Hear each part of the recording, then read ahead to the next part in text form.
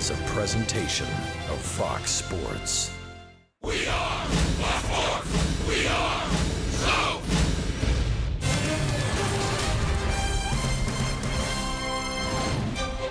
It's a beautiful night for baseball in Atlanta, Georgia, as the Braves and Freddie Freeman hope to have a picture-perfect start to the homestand. Paul Goldschmidt and the Diamondbacks are in town to start a weekend set. It's the Braves and the not-so-sizzling Snakes tonight here on Fox. Hi again with Tom Glavine, Joe Simpson, Chip Carey. Welcome to the ballpark. Intriguing pitching matchup. A former Cy Young Award winner goes for the Diamondbacks, and a former Arizona farmhand, Joe, gets the ball for the Braves. Yeah, Aaron Blair makes his third start for the Braves. He's been very impressive, and he gets a chance to pitch against his old ball club tonight. His last start against the Cubs, the hot-hitting Cubs, he was outstanding. 1 run in 6 innings, struck out 3, but Zach Greinke appears to be getting back on track too, Tom. Yeah, he does. 1-1 in his career with a 2.5 ERA against the Braves. 2-2 with a 5.5 on the year. Kind of been feast or famine. In 3 of his starts, he's given up 7 earned runs twice, 4 earned runs another time. In the 3 good ones, he's given up 2 earned runs or less. He's coming off a real good one his last time out. So like you said, Joe, he seems to be getting a little bit better. So we'll see how it goes tonight, Joe. And hopefully Aaron's catching the Diamondbacks at the right time. Arizona's lost 6 consecutive ball games. Let's see if Aaron Blair and the Braves can make it 7 straight losses for the Diamondbacks. We'll see about that. First pitch and lineups coming right up.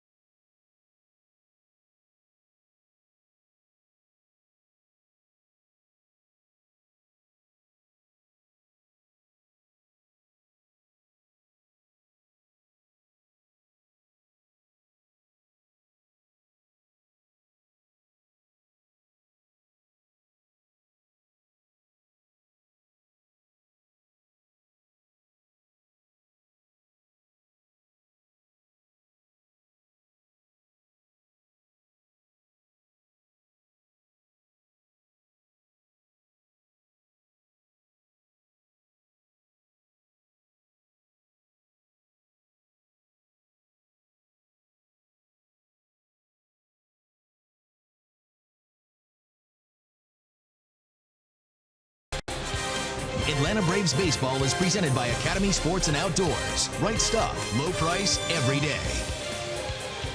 Pretty night for baseball in Atlanta. Wind blowing straight in. Should be a good night for youngster Aaron Blair facing his former mates, the Arizona Diamondbacks tonight. 0-1 on the year with a 3.18 ERA. Coming off a good start his last time out. No decision against the Cubs. Going 6 innings, giving up an earned run. So look for him to build off of that start. And for Aaron, his 4 keys to pitching success tonight. He had an outstanding changeup in Chicago, kept the Cubs hitters off balance. Use that tonight against these Arizona hitters that have a lot of power. Also, You're in a different uni now. These faces may be familiar to you, but you're in a different uniform. And thank goodness he's saying that I don't have to wear that uniform. Joe, the fashion police tonight for game one as the Diamondbacks with their road grays with the black and teal numerals and letters ringed in red.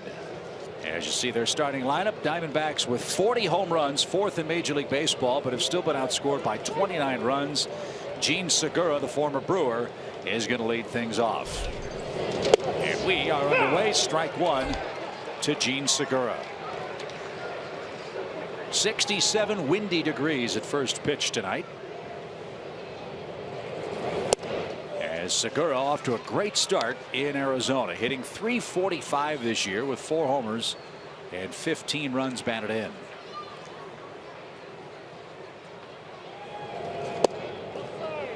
And that just missed. Corey Blazer's got the plate tonight, and it's 2 balls and a strike.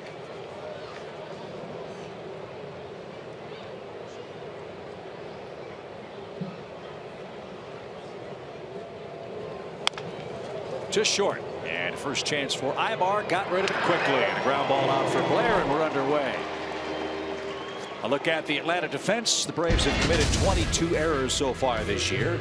Reed Brignac gets a start at third base with Adonis Garcia shifting to left. Alex Smith and Nick Markakis, who's back in the lineup, is in right field. A.J. Przinsky is behind the plate.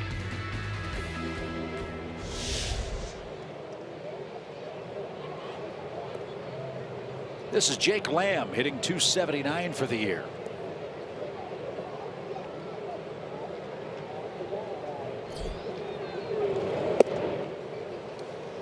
You might remember, Chip, that in that last start against Chicago, he walked a couple of guys. Blair walked a couple of guys, didn't panic, worked around it, no damage.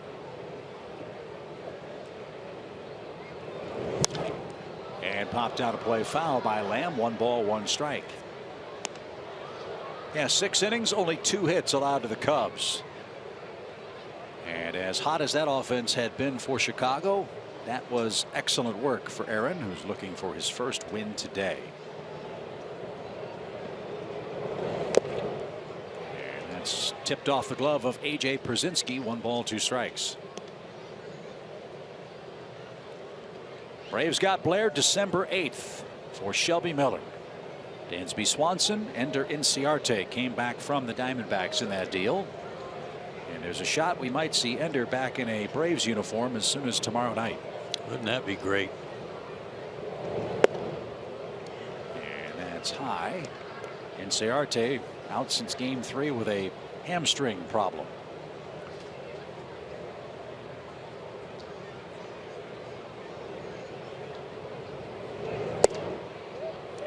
Down and in.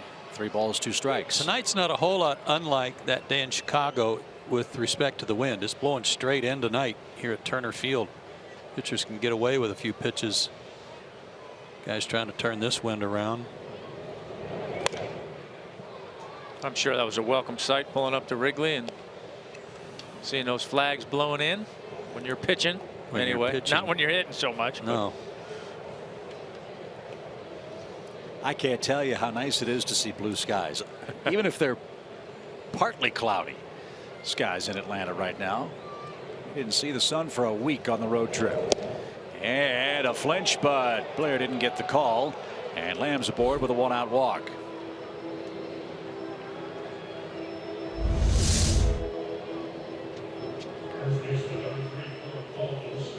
Just missed. Tough one to take, but he did. So here's Paul Goldschmidt, the 3-time All-Star slugging first baseman for the Diamondbacks. He is not swinging the bat very well right now, and he's got plenty of company on this extended losing streak for the Diamondbacks. And a first pitch swing popped up straight away center, and that should be a can of corn from Alex Smith, and Goldschmidt pops out, 2 down. Well, one of the criticisms about this slow start he's been off to is that he's been taking too many pitches. You know, he walks a lot anyway, but he hasn't been aggressive early in the count. Well, he was aggressive there, but no success. Now tell me, are those hideous, or is it just my color blindness that's getting me. I don't understand the color sequences. I just. Line drive by David Peralta to left. He tormented the Braves pitching staff last year. And Peralta with a 2-out single puts runners at first and second, and 2 out. Well, you know me, guys. Any pattern, any color combination works. So they don't bother me quite as bad. But it certainly is a unique look for Arizona, a team that is an equipment manager's nightmare to outfit. They have 8, count them, 8 different uniform options for the 2016 season. Chip, I've seen what you wear, so I know that you don't care.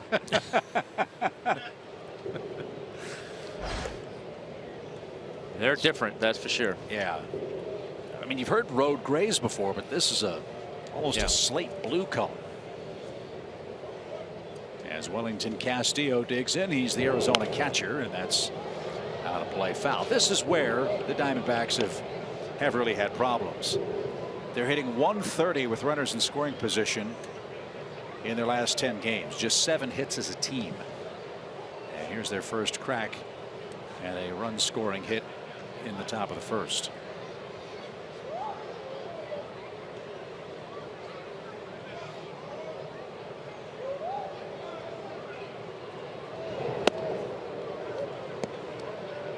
One ball, one strike.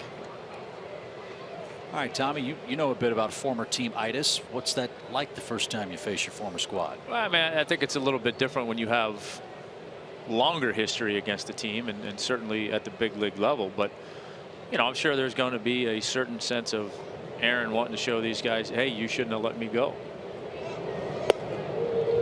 I think there's always a little bit of that whenever a player gets traded from a team or you leave as a free agent, what have you. You want to prove that, you know what, maybe you made a mistake. He's about to make pitch number 17 here in the first inning to Wellington Castillo. And there's that changeup Joe was talking about. A good one, 2-2. It was outstanding in Chicago.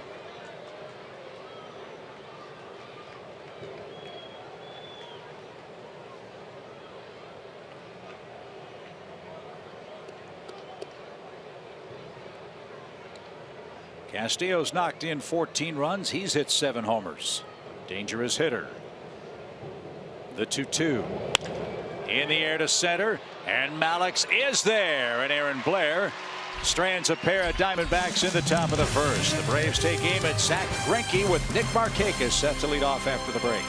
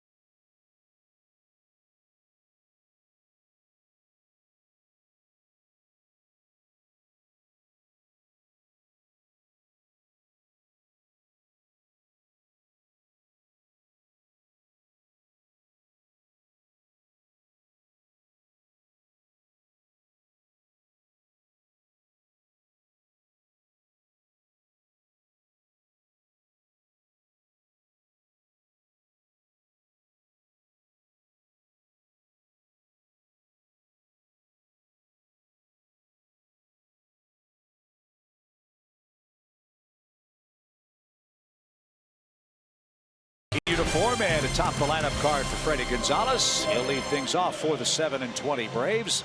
Garcia, Freeman, then KJ and AJ in the middle of the order for Atlanta. Reed Brignac gets the start today over at third base. You better have your hitting shoes on against this guy. Throw out the record. Zach Greinke's one of the game's best. No, he's been one of the best in the game over the last 5 or 6 years. Off to a slow start, as we talked about. 6 starts, 2-2 with a 5.5 ERA. Very uncharacteristic of him, but he is certainly showing signs of getting things on track a little bit.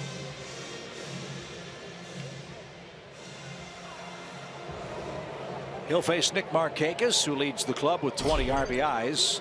And batting first once again for Atlanta. Nick at .281 for the year.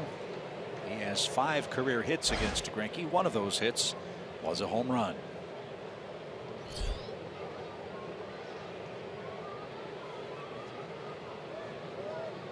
And Greinke's first of the night missed inside at 92 miles an hour. 1 ball, no strikes.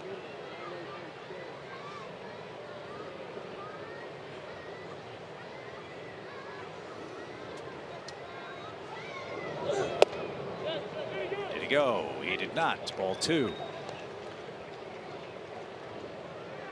Nick did not play in the final game of the series in New York. He had a family situation with which he had to deal, so he came back to Atlanta ahead of the team. And hopefully everything's all right with regards to that, as Greinke missed again as he turns it loose with a grunt. 3 balls, no strikes. Yeah, I don't remember the grunt. Me before. neither.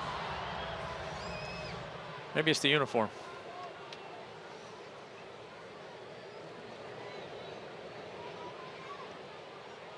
Doesn't make me grunt, makes me heave.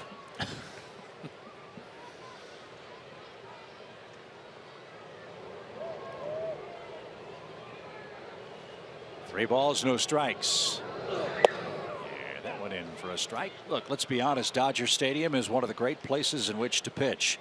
Chase Field in Phoenix can be an airport. I would imagine there's an adjustment period for Zach Greinke with regards to pitching on his home mound now for Arizona. And that one skied foul to the left side and no play. 3-2. Well, he's been a great road pitcher over the last 2 years. So if he could just pretend that Chase Field mound was a road game, he'd be in good shape. Lowest ERA on the road since the beginning of 15. Only Jake Arrieta is better, and the major league average is over 4. That brought to you by Academy Sports and Outdoors. High hopper towards short, and a long throw will get Markakis. Nick Ahmed made the play. There's out number 1. Nice recovery from Greinke, who fell behind 3-0. Greinke's last start came against Colorado on April 30th, so he's had an extra day's rest. He got a no decision, 7 innings, 8 hits. He just gave up 2 runs, walked 2, struck out 8. Here's Adonis Garcia. Adonis playing left field tonight. Greinke gets ahead of him with his strike. Tom, you made a good point earlier about the Diamondbacks and their slow start. They've lost 6 straight. They're 3 games out of first place and in last place. So with this pitching staff, you've got to figure they ought to be fine once they hit their stride. And back to the mound. Greinke's an excellent defensive pitcher. And there's the second out. Yeah, a couple gold gloves to his credit. But yeah, you're right. I mean, I think if there's a silver lining for them, yeah, they're not doing anything close to what they anticipated doing, but they're only 3 games out. And, you know, you certainly have to figure Greinke's going to get things figured out and pitch more to what he's accustomed to pitching. And then, you know, the rest of the guys will follow in. I'm pretty certain Shelby Miller will get some things figured out too and be much more productive going forward. So they should feel fortunate. Freddie Freeman bats with the bases empty. Shift on for him. And he cracks the first one into the seats. Out of play to the right side. A fan from Omega, Georgia, made the catch.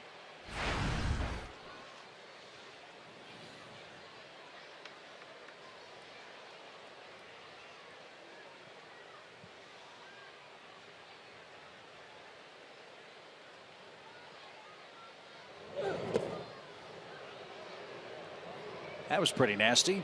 0-2. Yeah, he's even grunting on the off-speed pitches.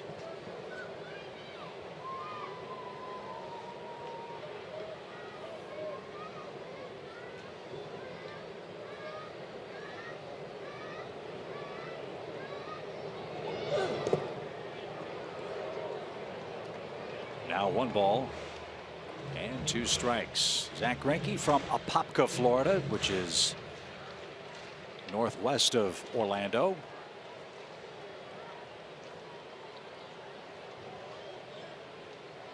A 6-year, $206 million deal signed with Arizona. As Freeman lifts one to left with 2 outs. He spoils the shift, and that's his 2nd career hit against Zach Greinke. Spoiled a pretty good pitch, too. Yeah, he did.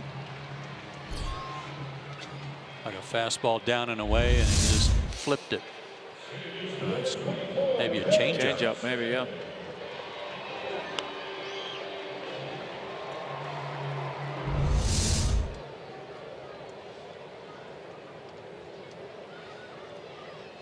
So Kelly Johnson batting 4th tonight.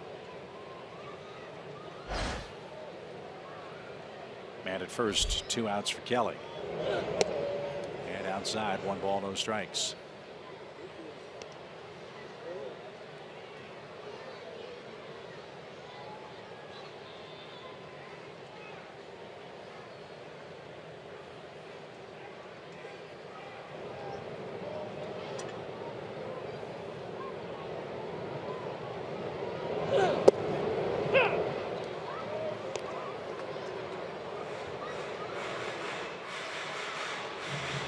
It sounds like Greinke's putting maximum effort into every pitch. We can hear him grunting all the way up in the press box.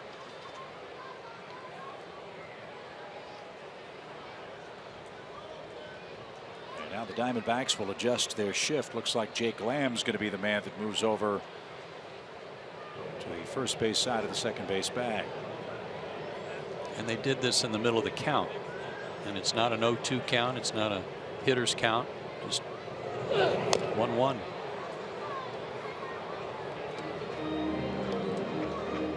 Now it's 1-2 for Kelly.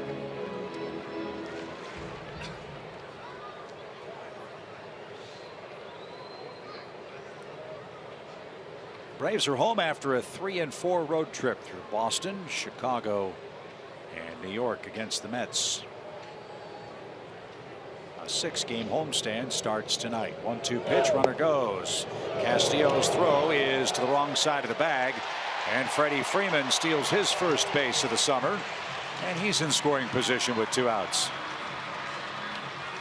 Got an excellent jump. Yeah, weren't paying much attention to him over there and took advantage of it.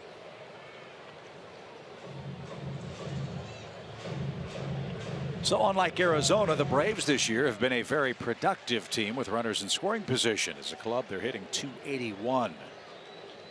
An early run sure would be nice against Zach Greinke. 2 balls, 2 strikes.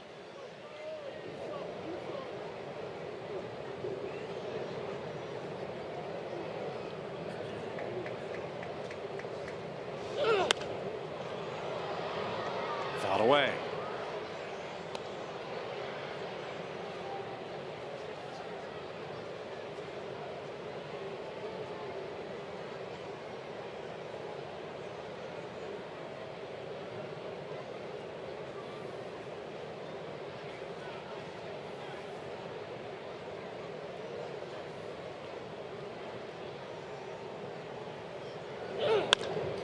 To first, where Goldschmidt will handle a second hop, and that will retire the side. No runs, a hit, a man left. We head to the 2nd inning.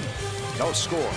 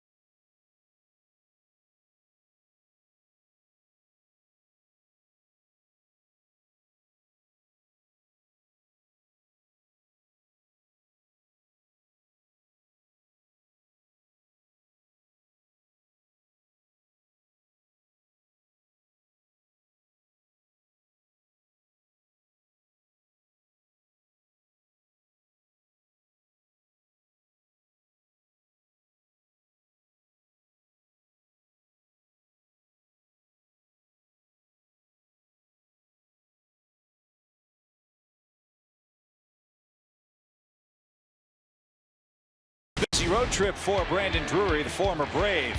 Got up close and personal with a fan down in Miami on Wednesday. That's Scott Mathesy, who managed to take a selfie. Excuse me, Blake Mathesy. And it went viral. So much so that the Diamondbacks invited Blake Mathesy, who's from Parkland, Florida, down on the field for batting practice yesterday. After that tremendous effort by Drury down at Marlins Park. Yeah, it's a good play. Had some fun with social media and got him up close and personal on the field. Not a bad deal. He was pretty quick with that too. Yeah, he was. So here is Brandon hitting .306, former Brave farmhand that Atlanta traded to the Diamondbacks in the Justin Upton deal, you might recall. For a couple years, the power really escaped Brandon, but he's started to figure it out here in the big leagues. Already 5 home runs. Yeah, they've got 3 guys on their roster from that deal. Drury, Nick Ahmed at short, and Randall Delgado in the bullpen. Martin Prado was also in the deal. No balls, 2 strikes. And Blair missed downstairs.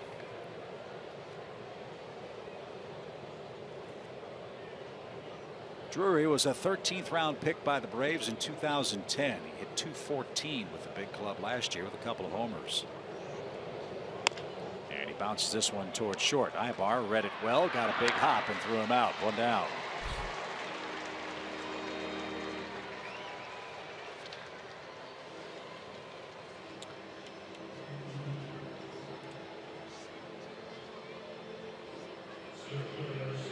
Here's Chris Owings. He's playing center field.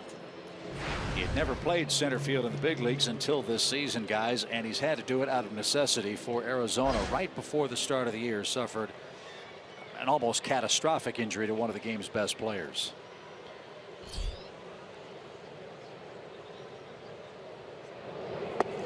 Yeah, A.J. Pollock, who had such a tremendous year last year and is at or near the top of the league in hits. Terrific defender. Broke his elbow. I believe it was an exhibition game, wasn't it? Or was it the first game of the season? It was on April 1st down in Phoenix. I believe it was an exhibition game. Sliding in at home plate head first, but it's not what you think. Typically you hear about an injury on a head first slide at home plate. You think the worst, but it was a re-break of an old injury. That's outside to Owings. 2 balls and a strike. And they're saying he's done for the year, probably, right? Yes.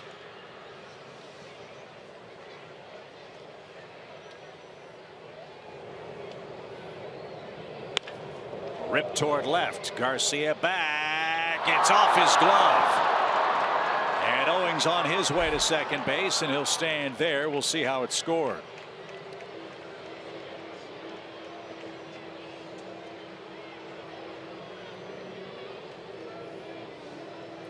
The ball finds you. Timed his jump pretty well, but right off his fingertips.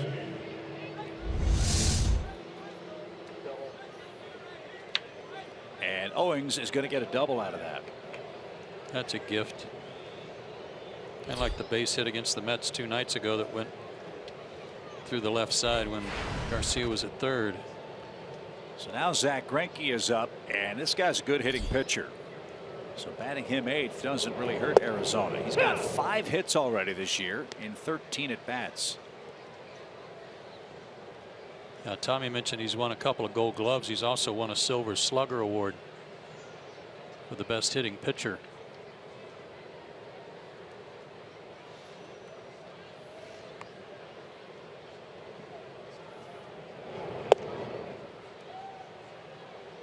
One ball, 1 strike.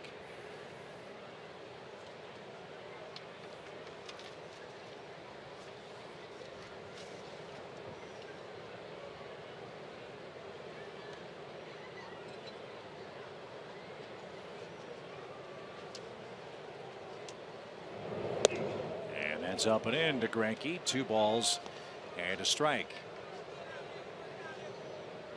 Since the 2015 All-Star break, Greinke's hitting .341. He's finding a stroke. I'll say. You want to say it or should I? Well, I mean, Silver Sluggers, Gold Gloves, Cy Young Awards. I mean, it's a pretty good resume. Popped him up though this time, and Freddie Freeman is there, and he's got it. 2 outs. Here's the video of that injury to A.J. Pollock at home plate at Chase Field. Went around to tag, and then his right elbow just buckled as he was preparing to get up. Yeah, I mean, that's the weird thing. You think, well, even if it was his hand that he was trying to catch the home plate with, or if he hyperextended or did something, but just trying to brace himself with his right elbow, and like I said, it buckled. He missed the entire 2010 season with a fractured right elbow. It was in the growth plate of his elbow. And now Pollock lost for the rest of this season. And the irony of that from the Braves standpoint is when they were talking with the Diamondbacks about all these deals, Pollock's the guy they wanted. And Arizona wouldn't budge. The Braves got Ender Inciarte instead. 1 ball, no strikes for Nick Ahmed, who didn't get it. Even count. Yeah, I wouldn't pretend to know the inner workings of that deal, but if it was such that the Braves said, okay, we'll take Inciarte, but it's going to have to be somebody else, I'd say John Calpalella and the Braves did okay reshifting their attention to some other guys, getting Dansby Swanson and this guy Aaron Blair. Who missed down and away for Ahmed. 2 balls and 1 strike. There's never been a question about Nick Ahmed's glove. The question is, can he hit enough to stay in the big leagues? He's batting .177 right now. But Arizona loves the fact that he saves so many runs. In fact, last year, his 20 defensive runs saved were the 2nd most in the major leagues by a shortstop. Andrelton Simmons, of course, was first. Don't hear much about Ahmed's defensive work, do you? National League, you can get kind of covered up by some other really good shortstops. Yeah, starting their division. How about Brandon Crawford? That's one name for sure. 2 balls, 2 strikes. And out of play, foul.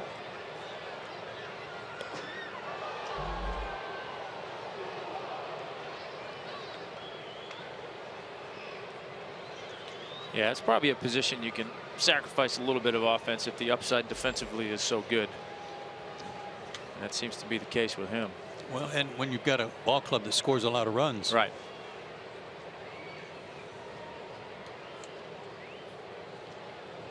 Blair having to work a little harder here after the 2-base hit with 1 out.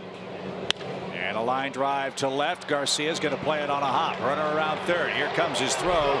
It is way up the first base line, and AJ drops it. No chance to get Ahmed at second. And Owings scores the first run of the night. Arizona with a 2-out hit takes a 1-0 lead.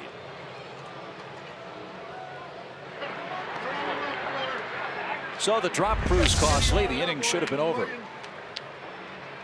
Yeah, a little hang and change up there.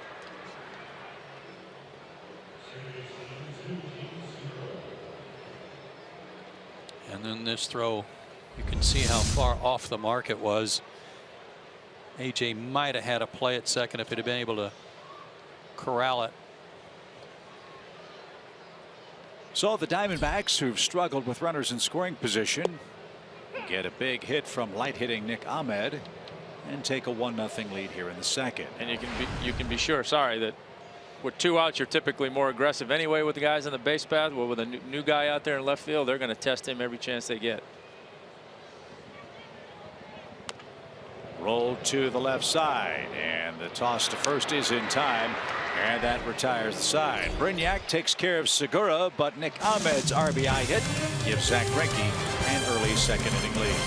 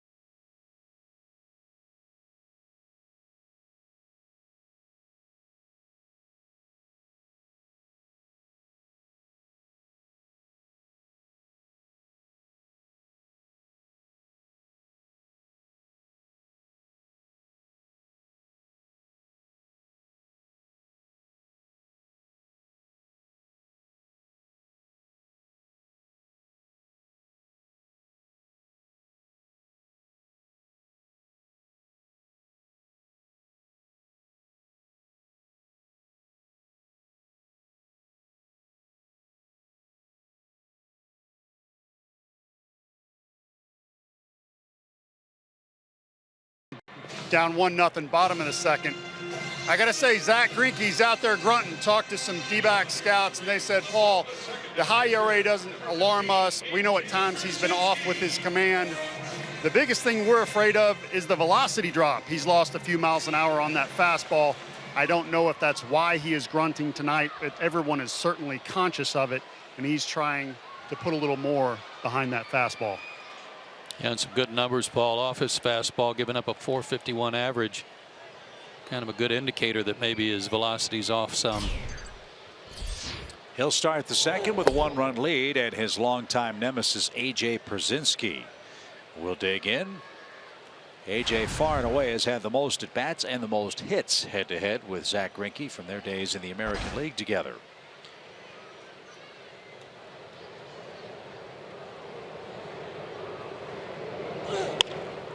Popped up. That's into shallow right. Who wants it? And coming on to make the play is David Peralta, and there's out number 1. Yeah, it's kind of odd. He got drafted by Kansas City first in the first round in '02, but it's kind of odd for a guy who has been a Cy Young Award winner in the American League. He was second in the Cy Young last year. He's been with a lot of teams. Yeah. Kansas City for the most part, and then Milwaukee, the Angels briefly, the Dodgers, and now Arizona. Reed Brignac skies one out of play. Again, what Zach Greinke's business is Zach Greinke's business. I'm just talking from a strictly pitching perspective. Why would you ever want to leave Dodger Stadium? Right. You know, look, he's been one of the best in the game. Maybe you want to get out from under the shadows of Clayton Kershaw. Good point. You know, maybe there's something in LA he didn't like. I don't know. I mean, certainly I agree with you. That's a pretty darn good place to pitch after games, but you know, who knows? He was 19-3 last year with a 1.66 ERA with the Dodgers. That's pretty good. Struck out 200 men through 222 2/3 innings and gave up only 41 earned runs all year. This year, Greinke's already given up 23 earned runs in 6 starts. And he just fooled Reed Brignac, who swung at a ball in the dirt, and Greinke has his first strikeout. What I read, Chip, that 1.66 ERA was the lowest since Greg Maddux had a 1.63. Yes, that's correct. I don't remember what year it was. Doggies was it 95? Yeah, 95. He was 1.63.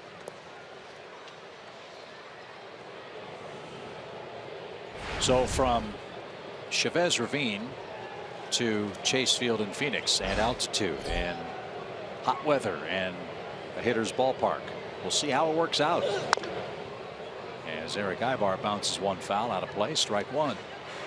You know, I always look at that as, yeah, from a pitcher's perspective, he went to a very good hitter's park.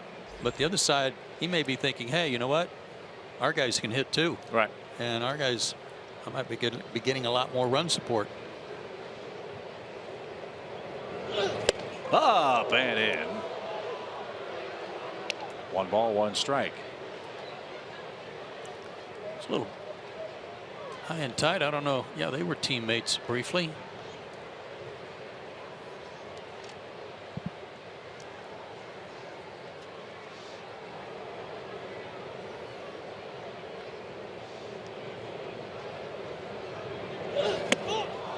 Another one. And Greinke in exasperation got the ball back from his catcher Castillo. He has no idea where the ball's going right now. Well, Erica would like that to change. Yeah, if you don't have an idea where it's going, and I'm thinking that Ibar wants him to try the outside corner. Mm-hmm. Yeah, he's had 2 or 3 pitches this inning where he has not been happy with his location.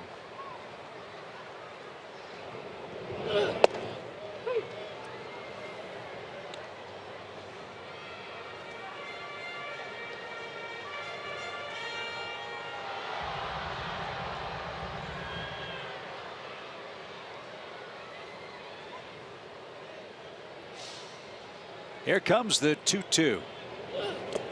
And Ibar swung and missed. And the peg to first in time. 3 up, 3 down for Greinke with a couple of strikeouts. He has a shutdown inning. And his big boppers are coming up in the top of the third.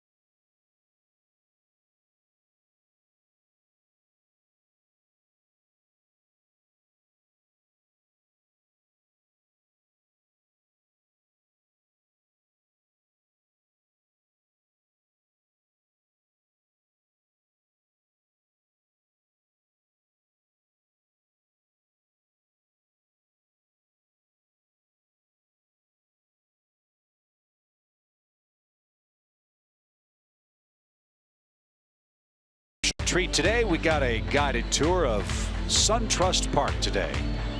And fans, you want to mark your calendars. Tuesday, May 10th, SunTrust Park season tickets go on sale to the general public. And they start at as little as $7 per game for A-list members, and almost half of the seats can be secured for under $20 a game. Mark your calendar. It's May 10th, and go to Braves.com/SunTrust Park to learn more. It's fabulous, folks. I got to tell you, for a real treat. Not a bad seat in the house. Great sight lines. It's smaller and more intimate than Turner Field. Turner Field seats 49,586, and SunTrust Park is right around 41,000. And with all that's going to go on outside the stadium at the Battery, Atlanta, it's something else. Jake Lamb pops one up, and this one is headed for Garcia, and he makes the catch. 4 out, number 1. The only thing that's not smaller and more intimate is probably the home locker room. Yeah, it's gigantic. But I think I don't know if it'll go in the record books as such, but I got the first hit at SunTrust Park today, Tommy. You did. Congratulations. Yeah. Nice going. Yeah, some of that weak stuff from Paul Bird. Yeah, well. And I was hitting with a piece of rebar. Well, so I mean, join the list of guys that got hits off a birdie. Okay. So we've already established it's a great hitter's park. So what are you saying? There's 2 guys up there that got hits off me, huh? I don't know, Chip. Did you get the hit against Paul ever? I'd have no shot. I promise you. I was an entertainer. I didn't mind giving up the hits, but I gotta say this, Joe. What are you doing bunting, man? Oh. Isn't there a rule against that? Yeah, when you threw that changeup, I had to do something different. It was funny, Tom. First question out of Paul's mouth when we got inside the stadium was, how far are the fences and which way does the wind blow? Perfect, yeah. The rest is just details, right? That's right. Did Goldschmidt go around? Nope. Well, it sounds like if you ask how far are the fences, you have to be specific as to which part of the field you're talking about. Yes. You got some different dimensions over there. Yeah, it's not going to be symmetrical. Different wall heights, too. As Goldschmidt digs in with a pitch coming, and that's fouled away. Still 2 balls, 2 strikes. Fans are going to be really close to the action. Not a lot of foul territory. Of course, another dig at the pitchers. What's new?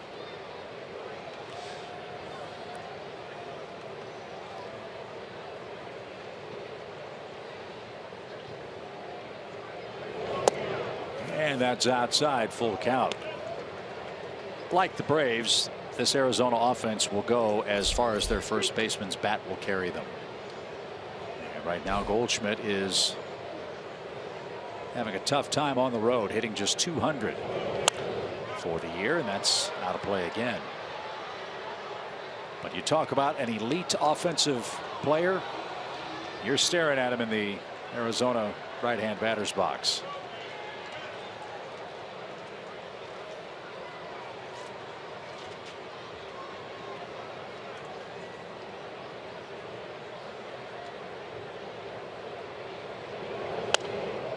Last year, Goldschmidt hit 33 homers, knocked in 110. 2 years ago, in 2000, I think that 3 years ago in 2013, 36 homers and 125. He scored 103 runs and hit 300. And correct me if I'm wrong, Chip, but he was a 10th or 12th round draft pick, I believe. And he just coaxed a walk. Paul Goldschmidt, 8th round. Yeah, so he was not a super high draft pick. Well, I think we've had discussions about this before, about big, strong guys, power guys that maybe didn't project as everyday great athletic players, so they don't get taken as high. They're not, maybe they're dead set at first base. You can't play him anywhere else, or maybe thought of as a DH. Right. Well, he's a darn good first baseman. And he ought to be picked off with a good throw, but the throw was high from Freeman. And Goldschmidt's in safely at second base. And I'll tell you what, he can run pretty good too. Once he got picked, he took off. He got there in a hurry. You know how many stolen bases he had last year? I do not. 21. So how'd you like to have a guy in your lineup hit 321, hit 33 homers, drive in 110, score 103, and steal 21 bags? And have an on-base percentage of about 900. Yeah. All the walks he gets. And only 5 errors. Yeah, I think a lot of teams would say, okay, we'll take that. Yeah. So here's David Peralta. And he hits a line drive into right field that Markakis will track down. Goldschmidt around third. He's going to score. And Arizona's jumped in front 2-0. Peralta just wore out Atlanta pitching last year. And he's already 2 for 2 in tonight's game. Yeah, and Aaron Blair is behind 2-0, and he shouldn't be. You think about the ball that should have been caught that Owings hit in the second inning. It turned into a double, and then a base hit by Ahmed drove him in. And now Goldschmidt gets picked off, should have been thrown out, wasn't, and he scores on a hit. And that was a good pitch too. That was a good piece of hitting. So Peralta's at first, and here's Wellington Castillo, an 18-homer man last year. And he did that with 3 separate big league clubs. He was a well-traveled man before finding a home in the desert.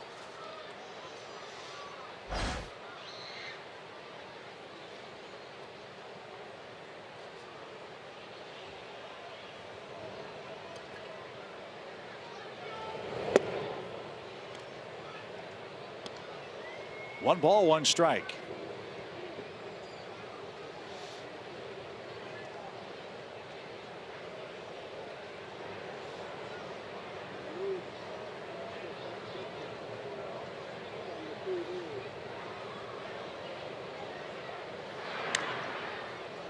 Castillo broke in with the Cubs in 2010. Last year started in Chicago, went to the Mariners for 6 games, and then Arizona plucked him. And he had 17 homers in 80 games with the Diamondbacks.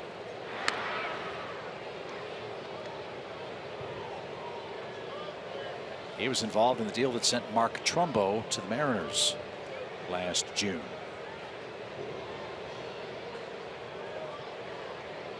Out of Santo Domingo in the Dominican Republic. 1 ball, 1 strike.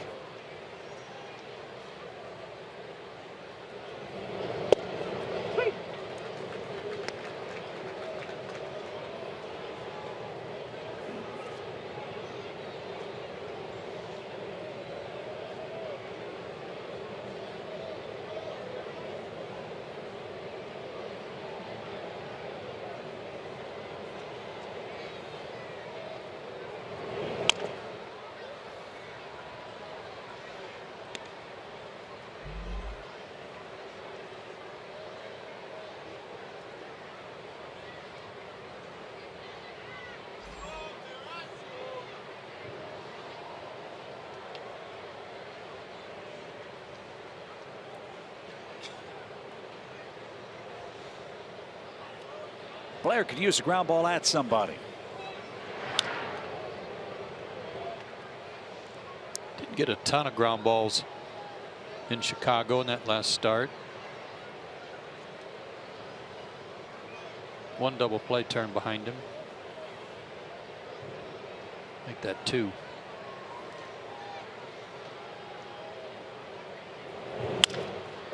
Toward third, and Brignac can't corral it. That's into the corner. Here comes Peralta around third. Matt Williams will wave it. The throw is off target. Przinski couldn't hang on, and all the way around to third is Castillo to make it 3-0.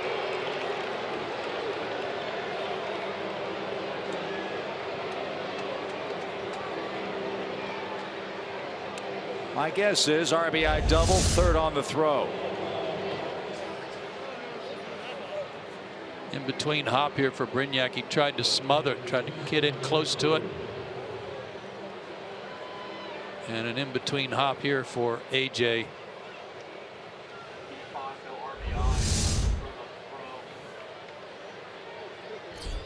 So they're going to give Brignac an error on that play. Infield in. 3-0 Arizona for Brandon Drury.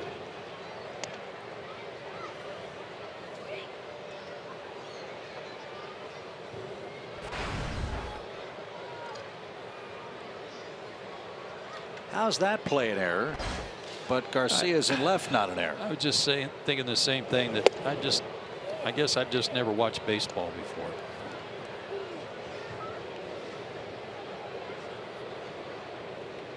Seems to me that Brignac's was the much more difficult of the two plays. Oh well. 3-0. Pitch popped up, and that is on top of the Braves dugout. Reminds me of an umpire one time. He called a pitch a ball, and the next pitch was in the exact same place. He called it a strike. I said, wait a minute, you called it a ball a minute ago. And he goes, well, then I didn't miss them both, did I? No, I guess not.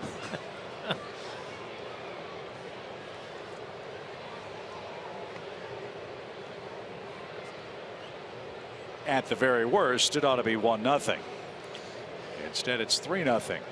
Yeah, but you know, when you're out there pitching and that's going on around you, you got to do your best to not think that way and try and save that guy over there at third base from scoring and keep your team in it.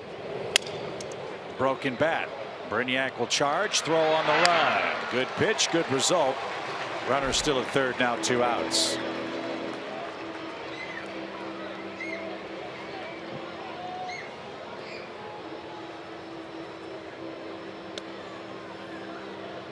So now the infield can back up to normal depth, as Owings is the hitter. Despite getting swept down in Miami, the Diamondbacks actually still have a winning record on the road. They're 7-6. They're going to walk Owings to pitch to Greinke, and their road record includes a sweep at San Francisco.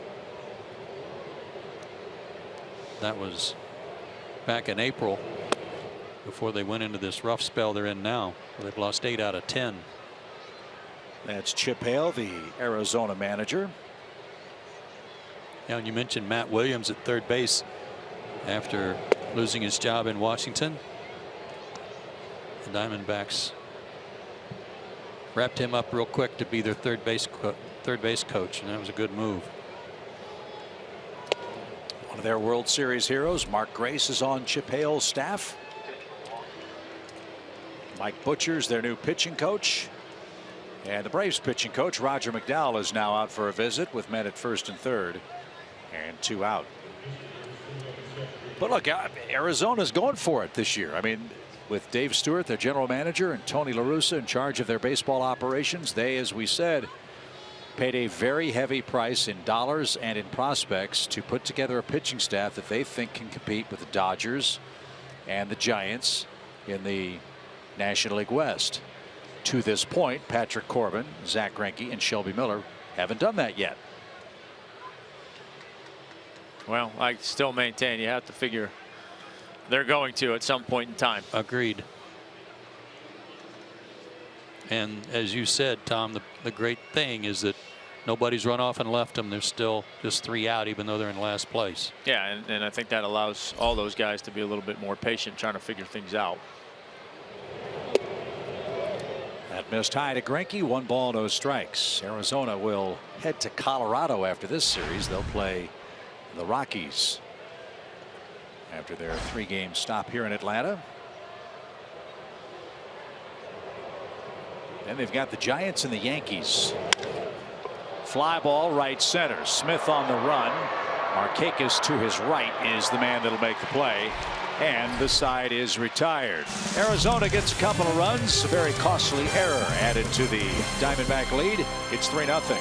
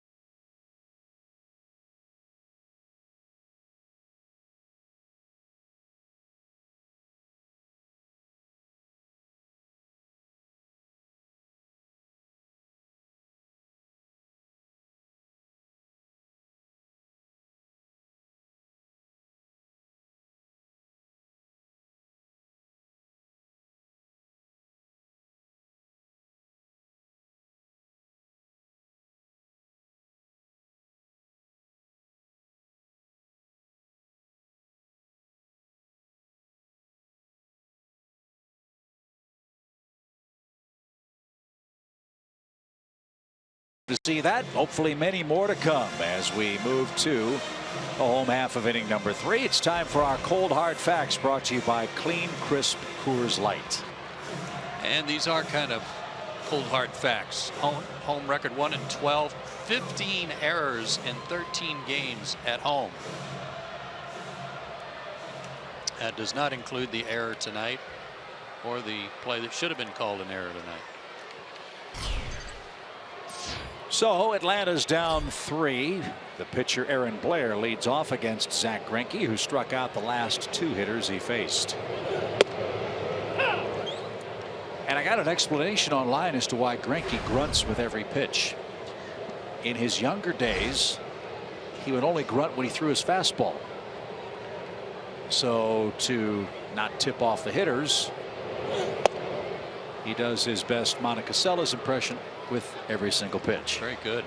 And that makes sense, but I just don't remember hearing it before when I've watched him pitch.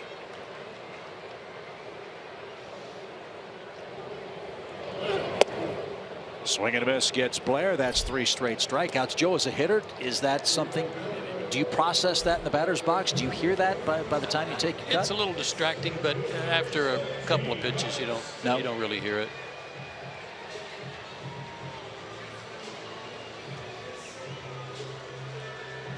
Saw that poster for Malix. He's 23 today. Happy birthday to Mr. Malix. Boy, did he have a good road trip. Yeah. This young man's a very, very exciting part of the Braves, present and future.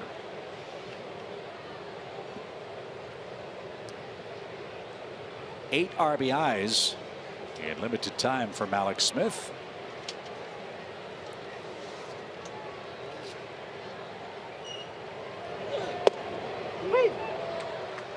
And that's good for the 2nd highest total on the club.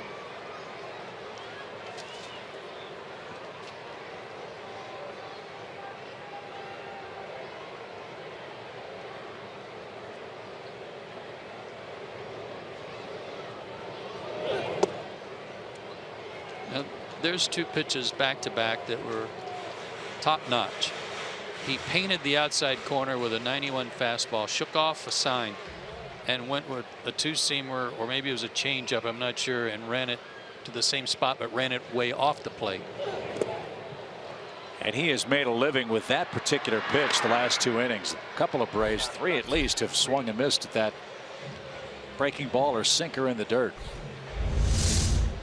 Yeah, that backdoor slider that he throws right on top of the plate. That, you know, what he does, like you said, Joe, what he does a really good job of, which, you know, we've talked about before, is he starts a variety of pitches in the same lane that look similar, and then the hitter's got to decide, is it a fastball, is it a changeup, is it going to sink, is it going to be a slider, and that's awful hard to be able to do that. And I think that's why you see some ugly swings, so to speak, because guys are going at pitches like, well, he just started me a fastball right there, that's a fastball again, and then it's a curveball that lands on top of the plate.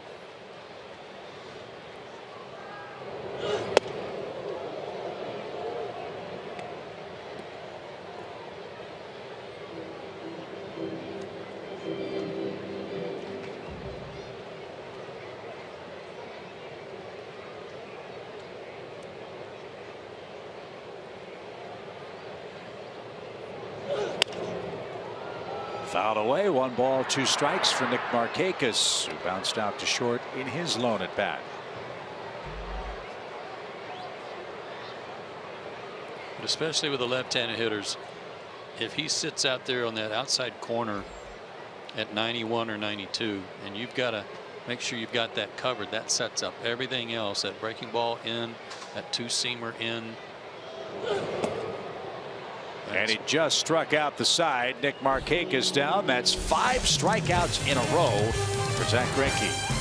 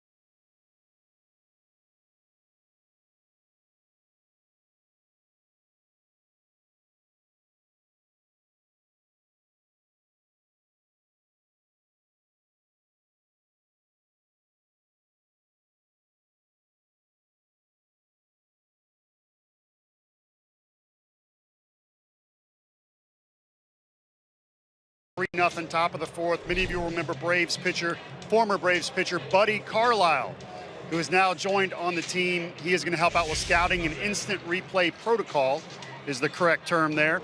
Horacio Ramirez, we wish him the best. He's off to Mexico, reviving his pitching career. And just to let you guys know up in the booth, Buddy Carlisle does not have any hits off me.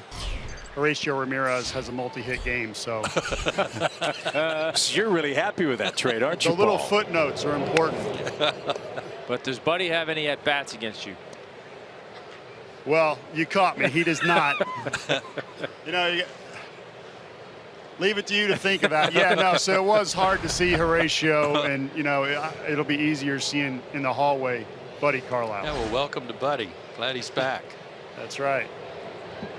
Nick Ahmed leads off for the Diamondbacks. He's their 9th place hitter. Aaron Blair could use an easy inning. He does not yet have a 1-2-3 frame. Ahmed drove home the first run in the Diamondbacks' 2nd. And that one sailed well off the mark. 2 balls and a strike. It was a breaking ball that didn't quite break.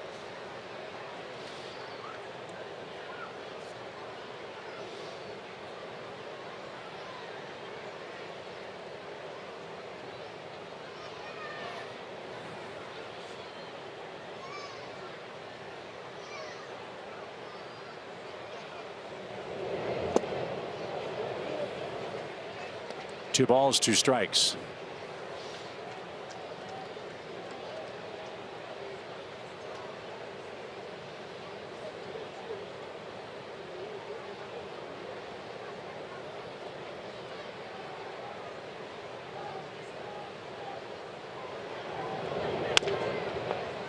To the left side, Brignac's got it, and a good start to the inning. 1 man down.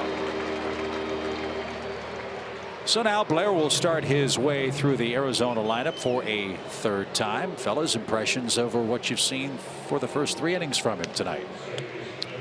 I will make a comparison to the first 2 starts I've seen from Aaron, and a lot of this is not his own, is not his fault, but he's been in the middle of the plate a little more than I remember from the first 2 starts. Still good stuff. I would agree. I like his stuff. I like the foundation of what he has, the combination sinker, slider, changeup. You know, but it looks like a little bit of a battle for him out there tonight to find some rhythm, but certainly deserves a better fate.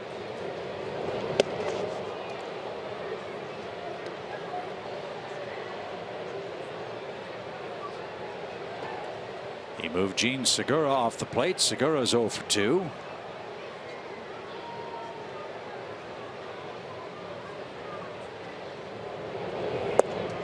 And now 3-0.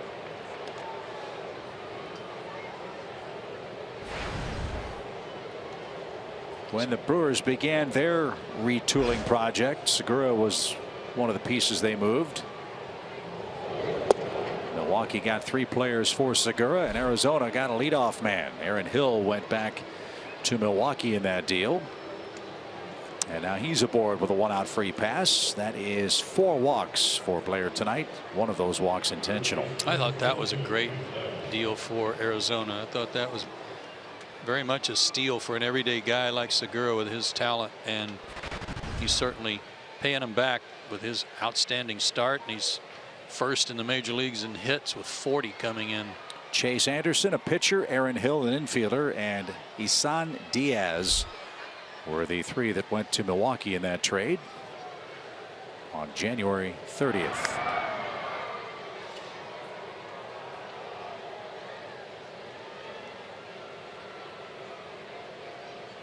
Segura's got 4 steals on the year. And Jake Lamb's the man in the batter's box. He's walked and flied out.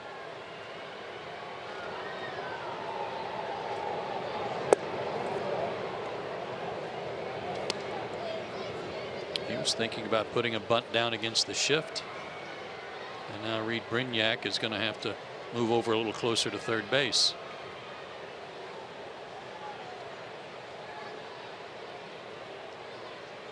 Jake Lamb is from Seattle, went to the University of Washington. And he just took a strike for an even count.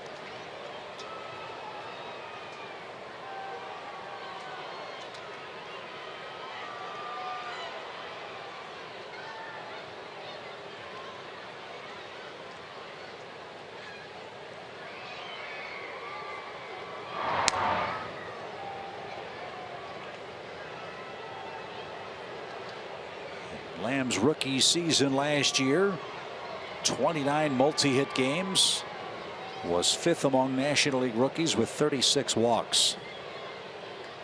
He already has 1 of those tonight, as this one's popped up left side, and the wind's going to push that, and with the shift on, no chance for anyone to catch up. 1 ball, 2 strikes.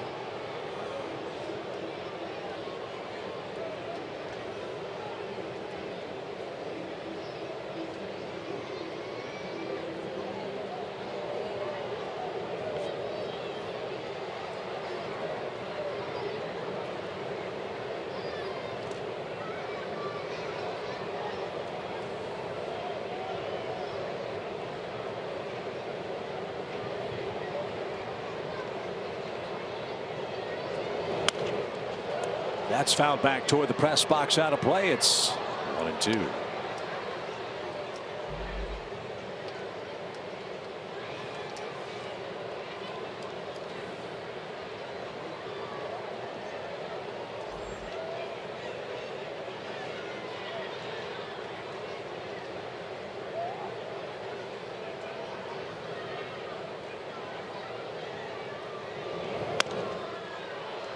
Another pop back our way, and no play for AJ. It's another 1-2 count. And Alexei Ogando is now up in the Braves bullpen as Aaron's pitch count continues to climb.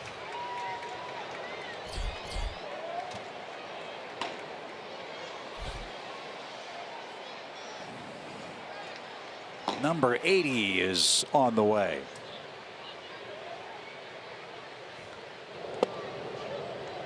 That's high. 2 balls, 2 strikes.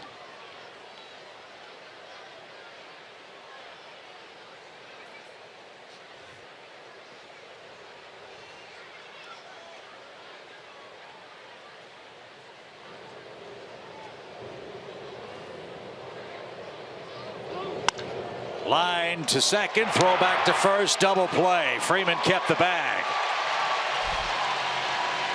Segura wandered a bit too far. Lamb hit the daylights out of it, but the Braves turned that rocket into a double play, and that should end Arizona's 4th inning. There's out number 2. There's out number 3, and 2, 3, and 4 coming up for Atlanta next.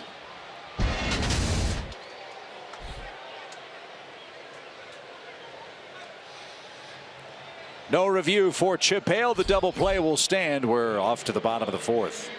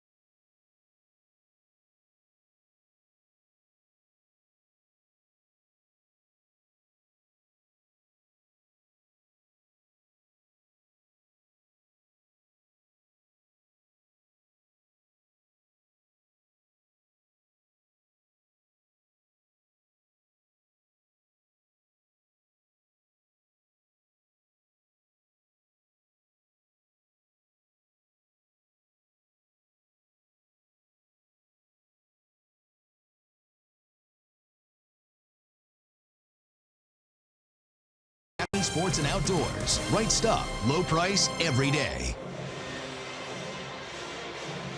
Zach Greinke's been staked to a 3-0 lead, a lead the Braves hope to overcome here in the middle innings. We'll talk about that and more after the game on Braves Live, presented by Xfinity. We'll hear from Freddie Gonzalez and the Braves as we open up this series with the Diamondbacks. Braves Live, presented by Xfinity, after our ball game at Turner Field tonight. Here's Adonis Garcia. Second time Greinke tonight now has started to make a pitch and backed out of his windup.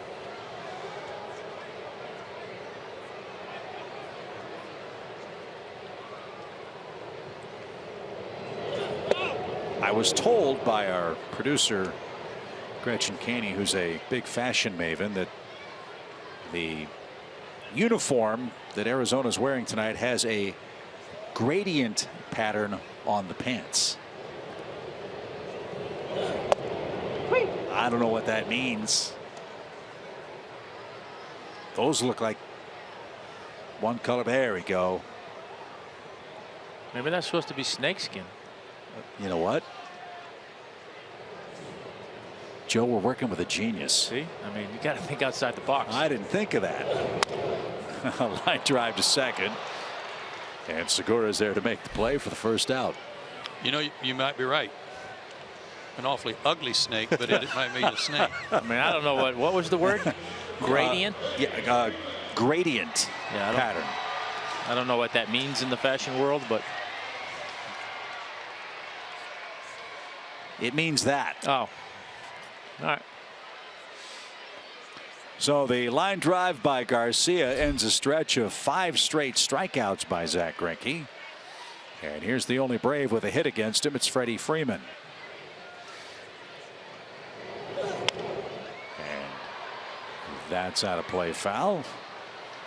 Arizona's the tonic for Freddie Freeman, as you see on our Georgia lottery hitting the jackpot. I'll say 32 RBIs in 27 games. That works.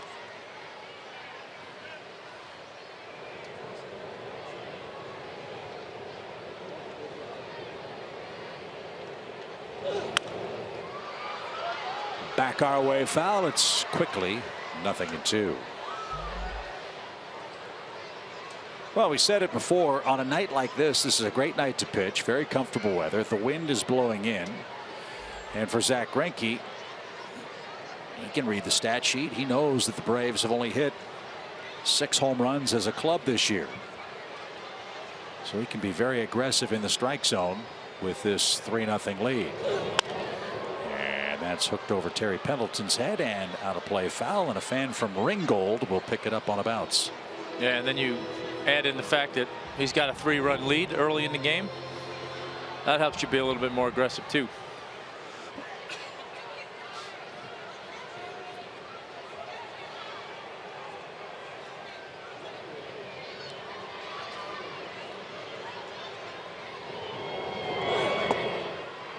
His last 6 road starts, dating back to last season, he's 4-0 with a 1.71 ERA. You want to go back farther, you go back 20 starts into last season, a 1.95 ERA, and he's gone 11-2.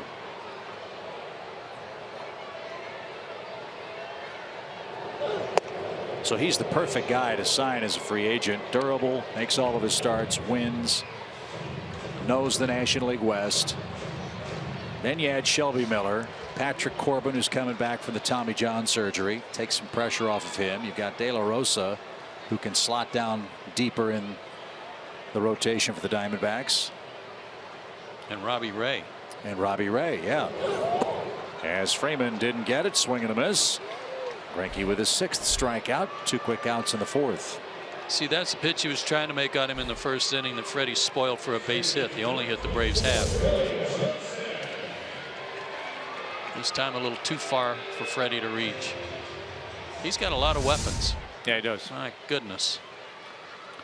8 strikeouts is Greinke's season high. That was in his 2nd start against the Cubs.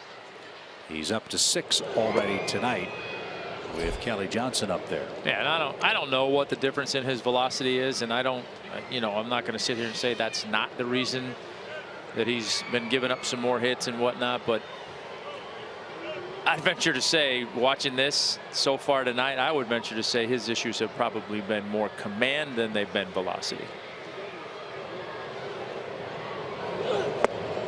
He's only walked 8 guys, but 5 home runs. So command in the strike zone. Command in the strike zone, yes. I mean, he hasn't made too many mistakes, if any, over the heart of the plate so far tonight.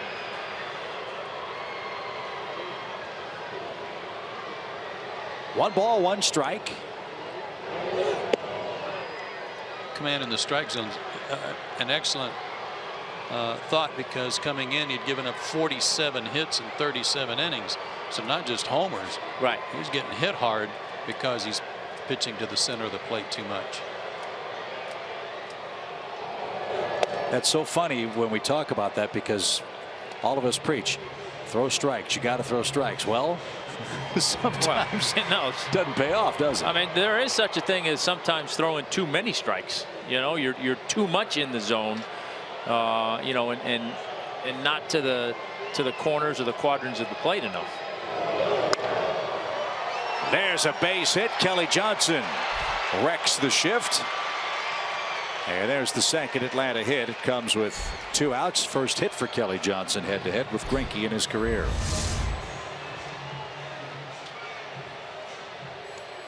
And there's one of those pitches that had too much of the plate. Yep.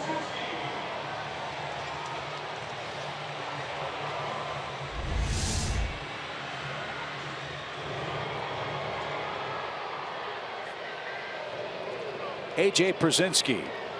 He popped up to start the Braves second. You mentioned gradient a minute ago, you know, in the uniforms. My dad's name is Grady. I think when I call him tomorrow, I'm just going to say, you know, I never knew that your name was short for Gradient Simpson. Never realized that. And we've got Gradient Memorial Hospital right out on the left field fence here. As A.J. takes the ball, 1 ball, no strikes. There we go.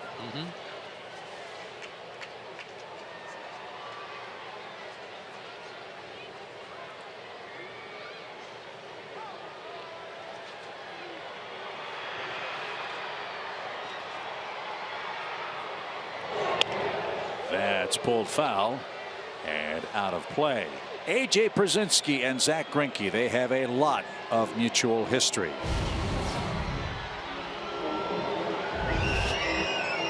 Willet's Motor, a new mini club band. 389 mark, 3 homers, and 54 at bats. That is the mini Let's Motor player profile.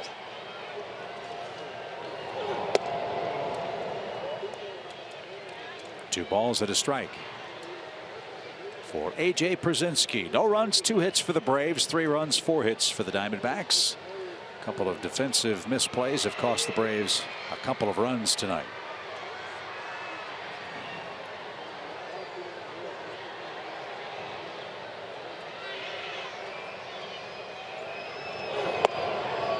And that shaved the outside corner. A.J. with a look back. 2 balls, 2 strikes.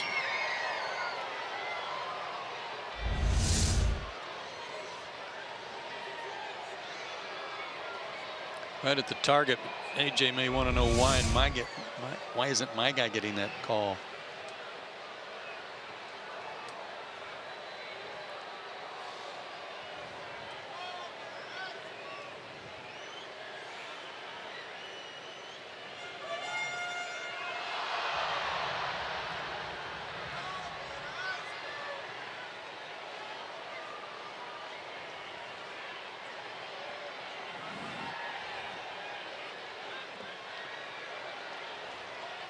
Nice block by the catcher Castillo. Full count.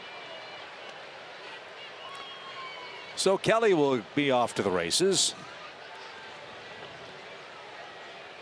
Reed Brignac is on deck if AJ can keep the inning alive. Both Braves hits tonight have come with 2 outs.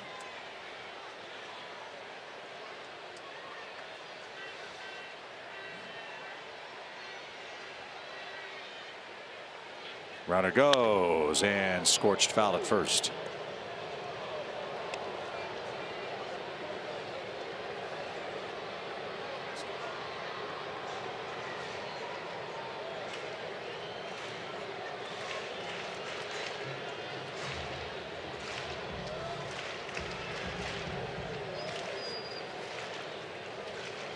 .60 pitches for Greinke with 6 strikeouts.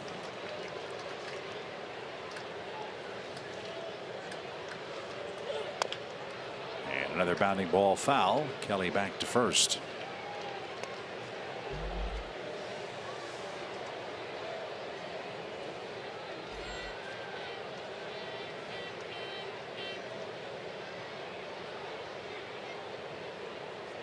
Game 2 tomorrow night. Braves and Diamondbacks. It'll be Julio Teheran for Atlanta. Shelby Miller for Arizona. We'll wrap up the series here on Sunday at 1:35. The pitch is strike 3 called.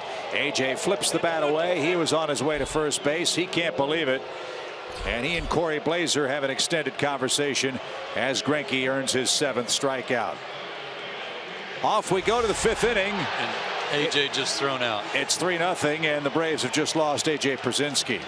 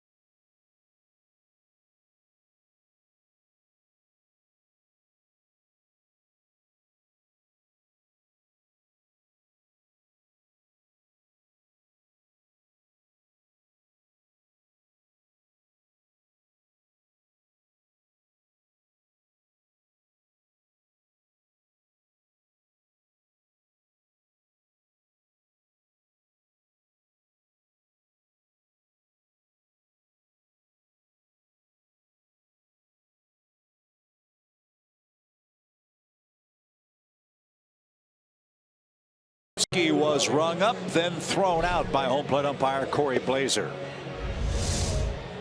Looked like a low pitch. AJ thought it was low, and it looked low. AJ continued to argue, and as he continued to argue and shake his helmet at Corey Blazer, he was then thrown out. I'm really surprised Freddie Gonzalez didn't get thrown out. He was out there debating it for quite a while. And I could read Freddie's lips with the umpire saying, look, that's a bad ejection. You saw me coming, trying to get between AJ Pierzynski and the umpire to defuse the situation. And by the time Freddie was halfway between his player and the home plate umpire, AJ was kicked out. So now Tyler Flowers takes over behind the plate, and he's the last catcher the Braves have on the roster. And I would agree with that. You saw him coming. AJ's walking away. Just let it go. So Tyler Flowers behind the plate as Paul Goldschmidt steps in. Goldschmidt walked, stole second. He was picked off on that play, but a high throw allowed him to reach second. And then he came home on David Peralta's run scoring hit.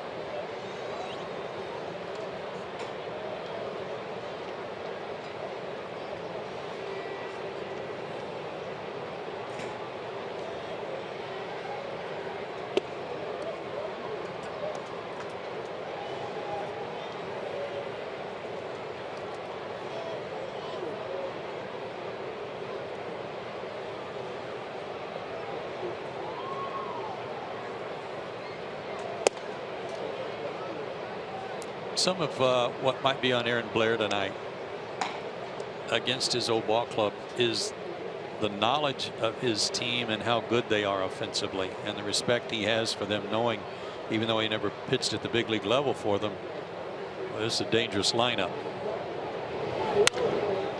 And a base hit over Ibar into left field. Goldschmidt aboard to lead off Arizona's fifth. And as such, sometimes you can give too much credit.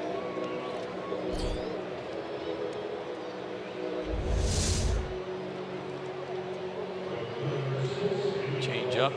Not a bad pitch.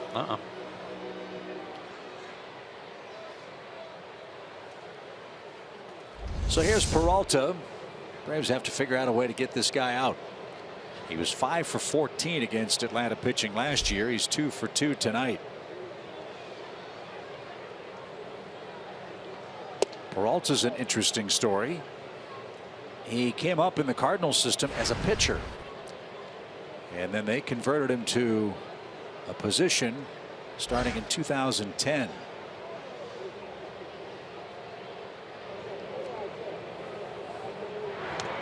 Yeah, it doesn't usually happen that way. It's usually the other way. Yeah. He's got an interesting stance too. He starts very straight up and down, and the bat lying on his shoulder, and then it's just kind of a quick flip straight up. Like several of his Diamondback teammates, Peralta really came of age offensively last year. After the All-Star break, Peralta hit .360, second only to Joey Votto in Major League Baseball.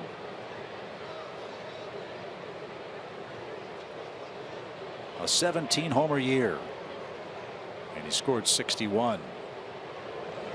Runner goes, a shot toward right. Markakis is there, makes the diving catch. Goldschmidt never saw the play behind him, and that'll be another double play.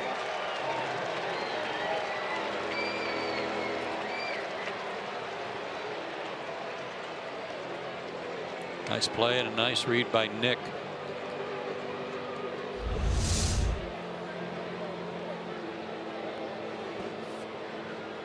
You know, it's funny.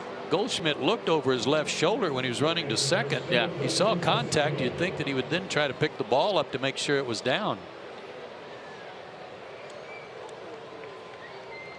All helps accepted and appreciated. Second double play behind Blair tonight. 2 outs for Wellington Castillo,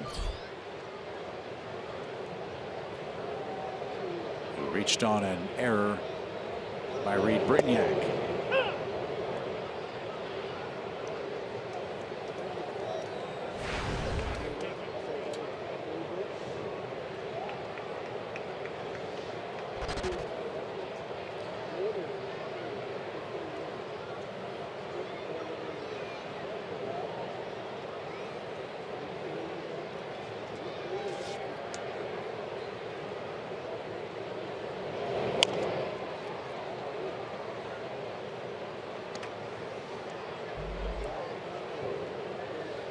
No balls, 2 strikes for Wellington Castillo.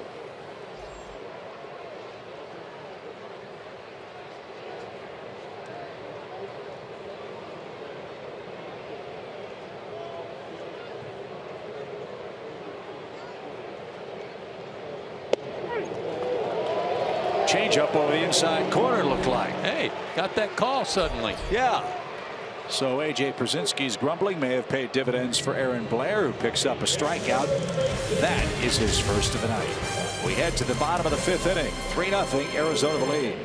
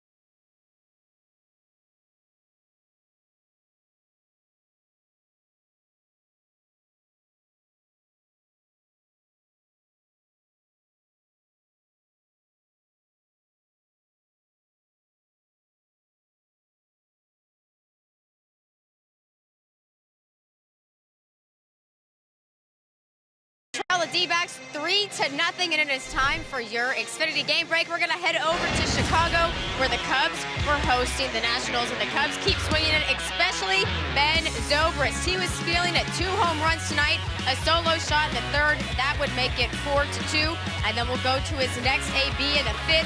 That's a 3-run shot to make it 7-2. The Cubs would go on to beat the Nationals 8-6.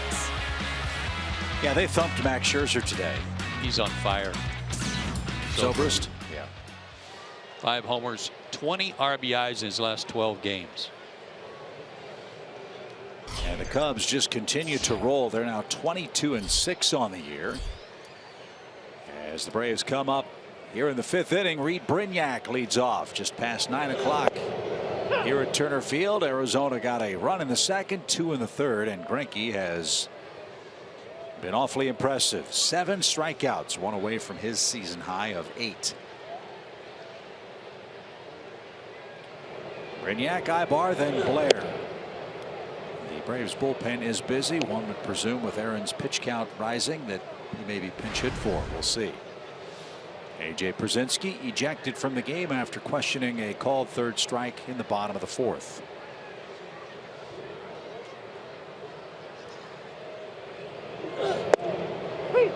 Ties strike 1 and 2.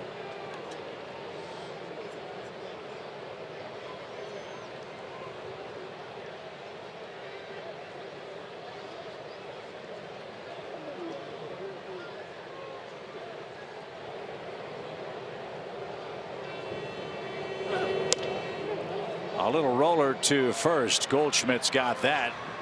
Brignac was reaching for it and tapped out slowly to the first baseman for the first out of the inning. Hey, Chip. Yeah. I got some good news for you. What's that? You have been nominated for a 2015 Southeast Regional Emmy. Really? For play-by-play excellence. So congratulations. Oh, thanks. Nice. Could have done it without you guys.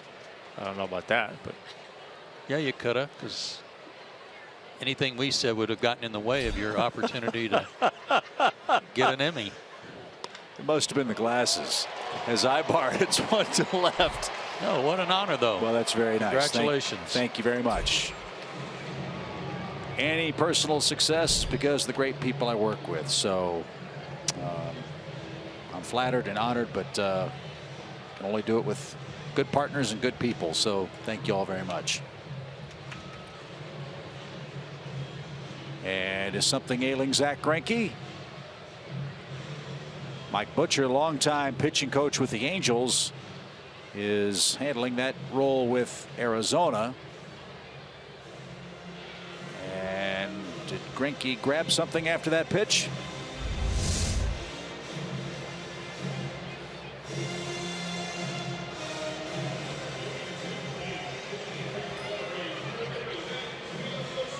That'll send shock waves through the Arizona organization. It appears to be okay.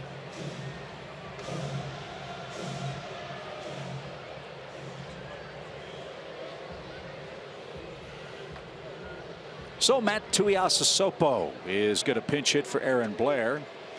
Matt was part of that very busy day on the transaction wire for Atlanta up in New York when the Braves had 7 different transactions take place.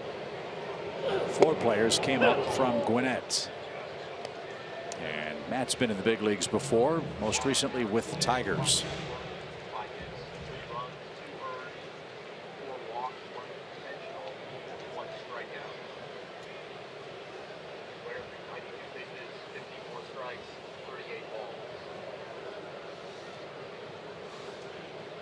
No balls and a strike.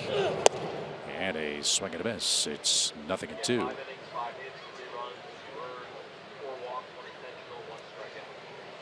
The line for Aaron Blair tonight: 5 innings of 5 hits, 3 runs, 2 earned, 4 walks, and a strikeout. He threw 92 pitches.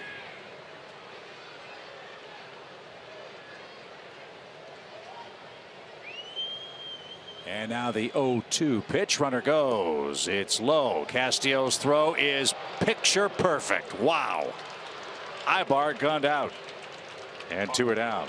And that was not an easy pitch to throw on. No, he handled it like an infielder.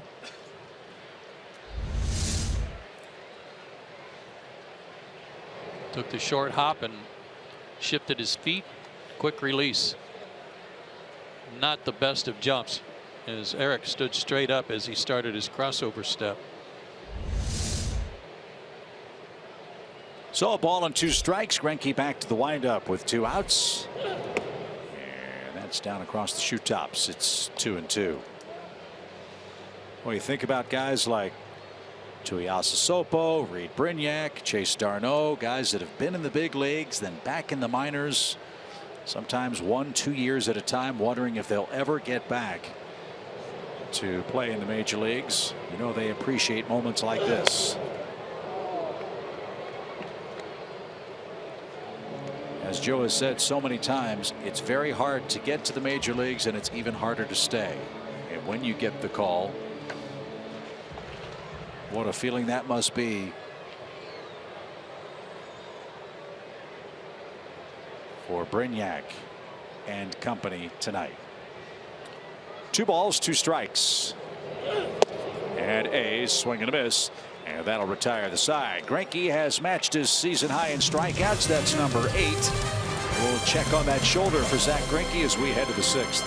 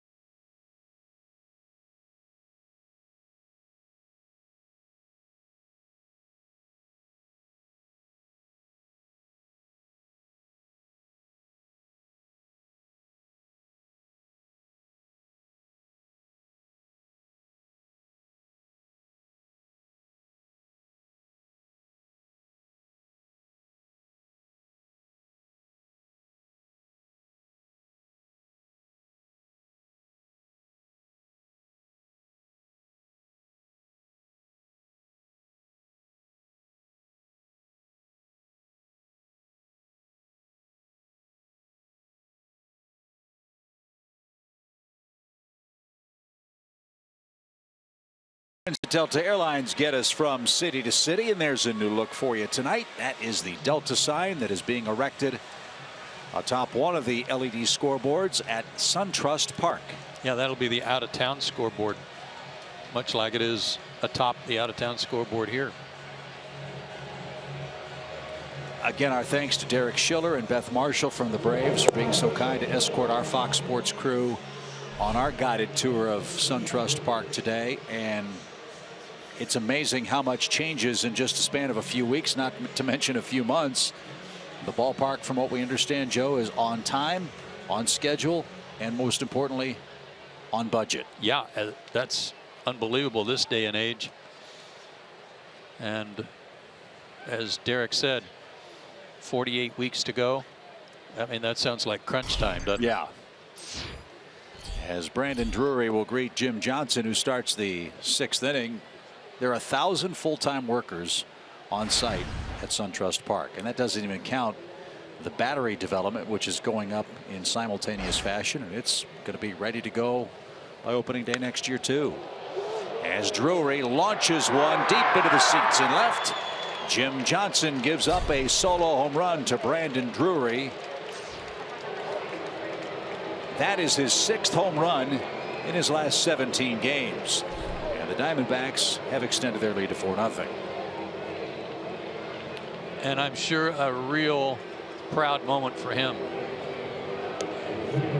As your dad would say, Chip, biting the hand that once fed him.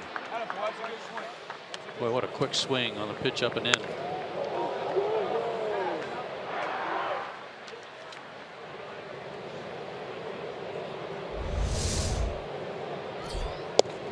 Drury in 2014 hit 23 homers.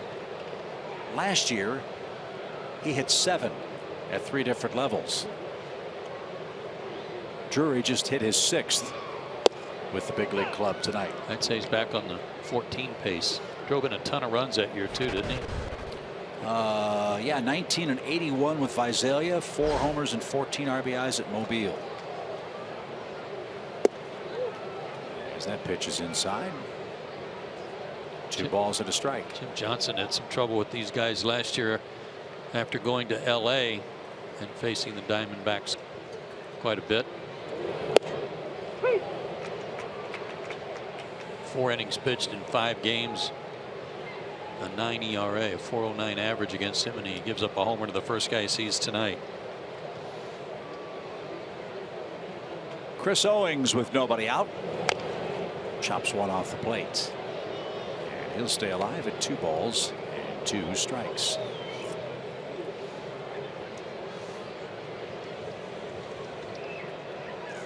Hard to figure what's ailing the Braves here on their home turf. We showed you the cold hard facts from Coors Light earlier. The Braves have now allowed 16 home runs in their first 14 games at home and have hit only 3 themselves. That's not a good recipe for success, quite obviously. No, and we showed that number of errors too at home. Bad combo. Yeah, giving up extra outs, not hitting home runs, giving up home runs. High hopper, Ibar handles it short, and his throw stretches out Freddie Freeman for the first out.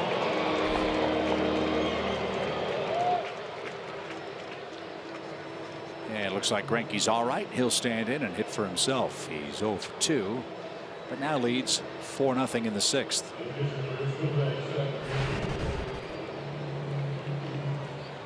Phillies and Marlins are tied 4-4. That game's in the 7th inning down in Miami. Vince Velasquez was the man that started for the Phillies tonight. We'll run into him at some point this summer. It's off to a 4-1 start for Philadelphia. Might see him as early as next week. Yep. 1 ball, no strikes. As Greinke ahead now, 2-0. Phillies 16 and 13, 3.5 games out. Marlins 15 and 12. Also 3.5 out at the start of today's play. And Johnson's gone 3-0 to the pitcher. Pirates lead the Cardinals 1-0. That game's in the 4th inning in St. Louis. Liriano and Carlos Martinez at Busch Stadium.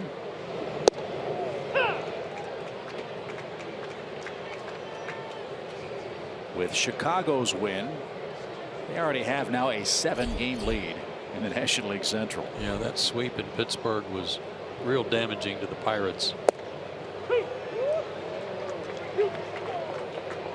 And then you've got the National League West, where there isn't a single team over 500 yet. And it's the Colorado Rockies, Dodgers, and Giants, all at 500, leading the division. Greinke, a little chopper. Ibar's got to hurry. Gloves, grabs, throws on the run, and got it by a step. It's a good play. 2 out.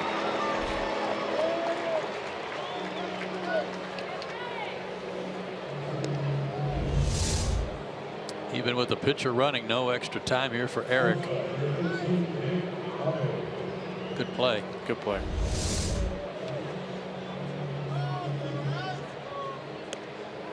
And Nick Ahmed is the batter. Arizona trying to snap a 6-game losing streak tonight. They lead 4-0. Ahmed drove in the game's first run off Aaron Blair in the second. Owings got a gift double, and Ahmed brought him in with an RBI hit.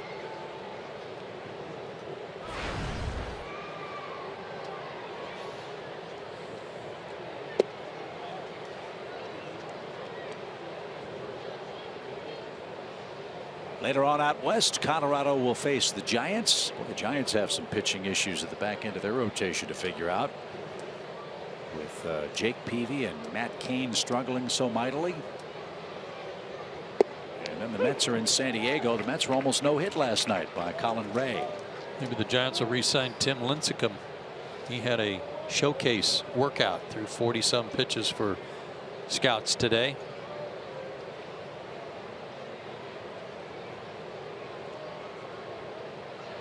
One ball, 2 strikes.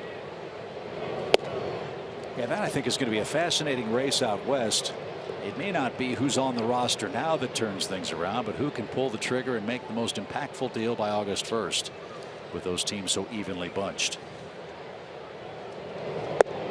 Strike 3. Johnson takes care of Nick Ahmed and Arizona, but not before the solo home run got things started. 4-0, home 6th.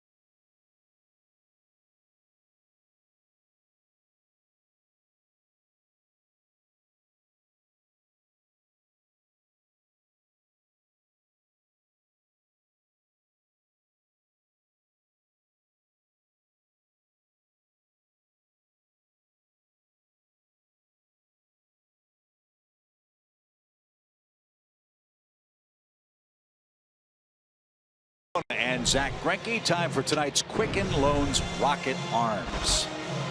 Here's the comparison of these two guys, Greinke and Blair. Greinke's having himself a good night. 8 strikeouts, as Chips told you, matches his season high. He's only given up 3 hits. Aaron Blair, plagued by some poor defense behind him, gave up 3 runs, but only 2 were earned against his old club. So now Mallex Smith leads things off.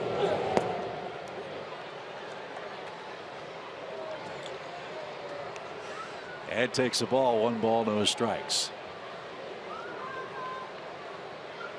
I think Freddie Gonzalez has done an excellent job with Mallex Smith, picking spots for him where he's got a better than average chance to be successful at the plate. We know he can catch anything in the outfield, but you're not going to play him against the Clayton Kershaws of the world at this stage in his career. It's tough enough facing guys as good as Zach Greinke, but he's at least right-handed. I was going to say, it's with the teams they've faced and the arms they've faced early on, he's seeing some pretty darn good pitching. Mile high pop. Peralta gives chase near the line, and he is not able to make the grab.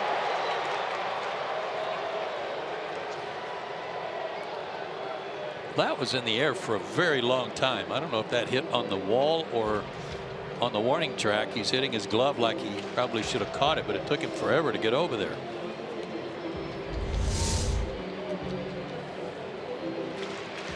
Oh, yeah. He went after that like a pitcher. Overran it. Come on now. Don't be bad mouthing those athletes. 1 ball, 2 strikes for Mallex Smith. Nobody on or out. And a base hit the other way. Anyway, Mallex.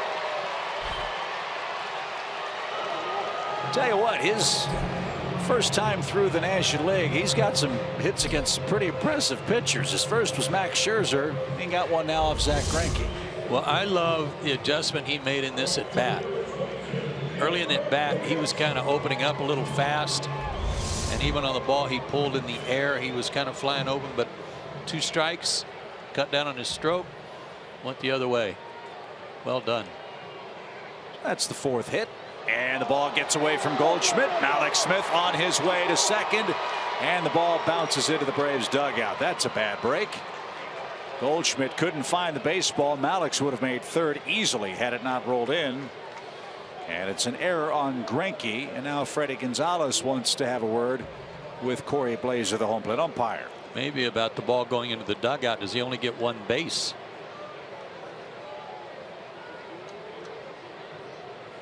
I was thinking he would get third here. Sam Holbrook, I think, also at the umpire at first. I think he got hit by the throw.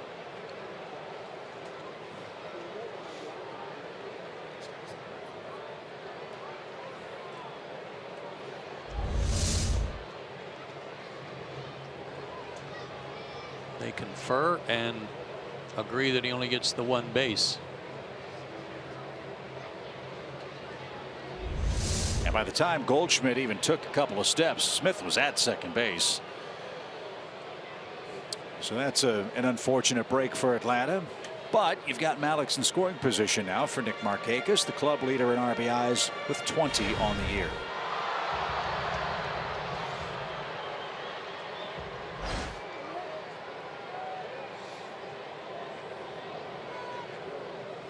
For 4-0 Diamondbacks. The Braves trying to chip away here in the 6th. That's high. Good news in Gwinnett tonight. Gwinnett beat Charlotte 4-0. Williams Perez picked up the win for the Gwinnett Braves.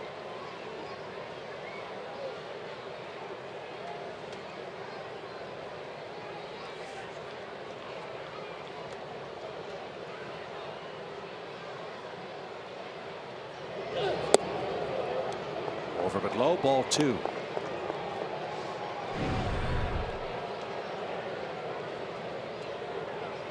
That's how you lead your team in RBIs.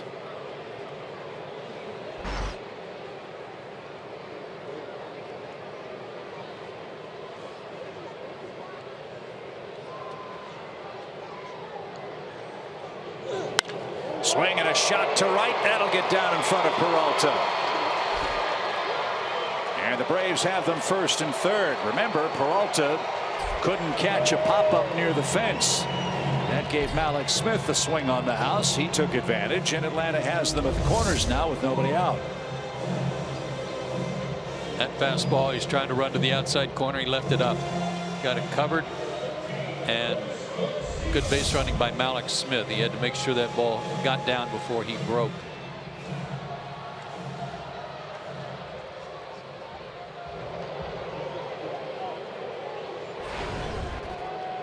Adonis has cooled off. This would be a nice time for him to heat up.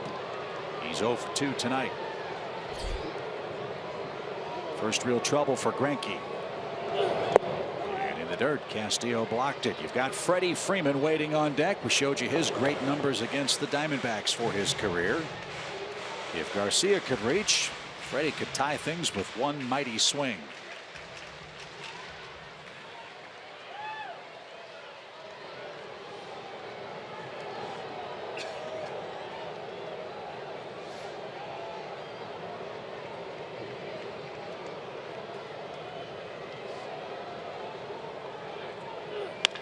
Bouncing ball to third. Bad hop. Oh, that nailed Lamb right in the face. A run is in. Garcia's safe. It's a 4-1 game. And Lamb absolutely got eaten alive with that topspin rocket at the hot corner. I don't know if they hit him in the face or the collarbone or both. Or even the neck. First bounce off the dirt by home plate. That hit the glove and then his face. Might have hit the heel of the glove and rode up into his face. It did come up on him for sure. High hop. So that scored an infield hit and an RBI for Garcia. Markakis stops at second. Smith scores to spoil the shutout. And now Freddie Freeman represents the tying run with nobody out here in the 6th inning.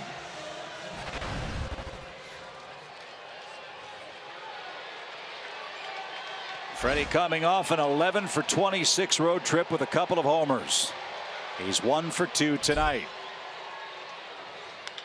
And a bouncing ball right side. Goldschmidt to second for 1. The return to first is in time. Greinke stretched out. It's a double play. So Markakis to third, but now there are 2 outs. Tough double play to turn, but again, Paul Goldschmidt, an outstanding defensive player. Good hustle by Greinke to get over there and complete it. Yeah, that's a veteran guy picking himself up, really. He's had a little bit of bad luck getting in the situation he got in, makes a good pitch, and then turns a tough double play. Freddie might have been asking Buddy Carlisle and Rob Smith to look at the play at second. He dragged his foot on it.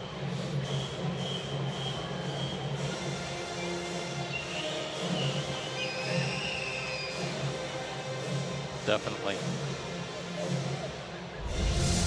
You guys like that new rule as opposed to the old neighborhood play? I'm kind of indifferent to it just yet. I think you still got to keep your foot on the bag. So I like that part of it. I don't like the slide rule and all the components of that. Kelly Johnson fouls one straight back. It's a quick strike 1 count. This would be a nice run to pick up here. Kelly can get a base knock. They shifted on him earlier, remember, and he shot one between 2 of the defensive players on the right side. Yeah, Kelly hit it almost where Rob Drake is standing, the second base umpire. So now a more standard defensive alignment as Kelly's behind 0-2. Braves have a run on 3 hits here in the 6th. And nothing's gotten by Wellington Castillo back there.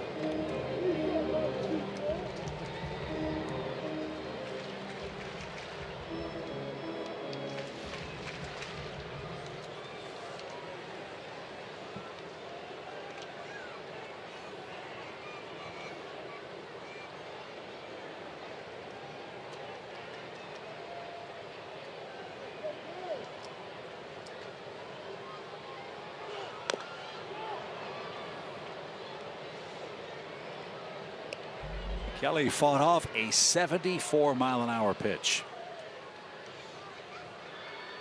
Big slow curve. I don't think we've seen that one yet. No.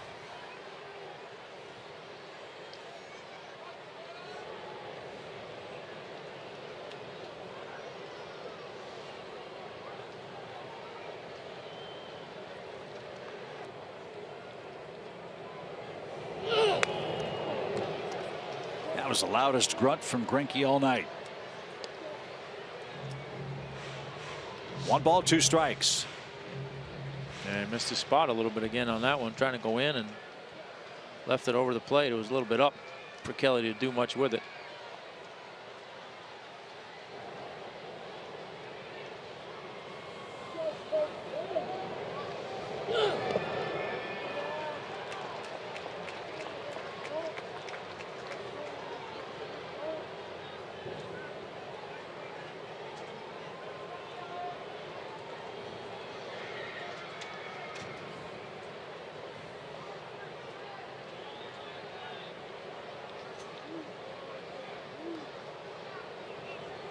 Work out of the stretch on this pitch. He didn't the pitches before.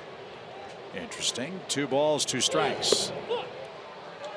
Didn't like that pitch. Full count. Yeah, that wasn't a grunt. No. Well, kind of a grunt. Yeah.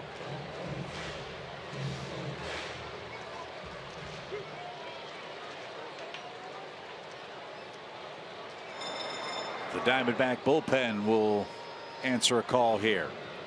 Tyler Flowers on deck. Payoff pitch for Kelly. He is rolled foul. Good at bat. One of the things that's helped Greinke over his last 3 games that he's pitched so much better is that he's had a real low average against him, runners in scoring position. Coming into the game tonight, 3 for their last 22 were the opponents.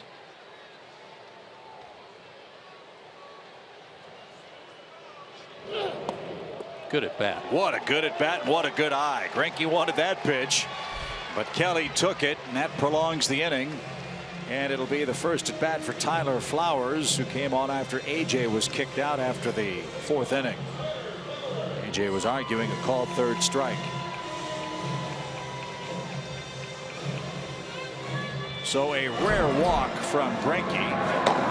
The Arizona bullpen is getting ready in a hurry. And here's Tyler Flowers. There's Andrew Chafin and Jake Barrett.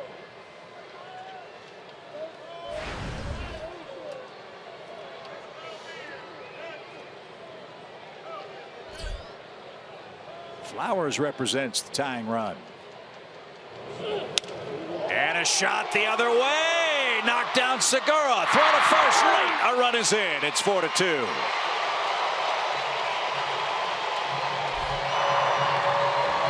Great effort by Segura to keep that ball close. And Flowers legs out an infield hit. And the Braves are a run closer. It's 4-2. Right off the end of the bat, but with Segura playing way up the middle, we've seen Tyler do a lot of his damage to right field.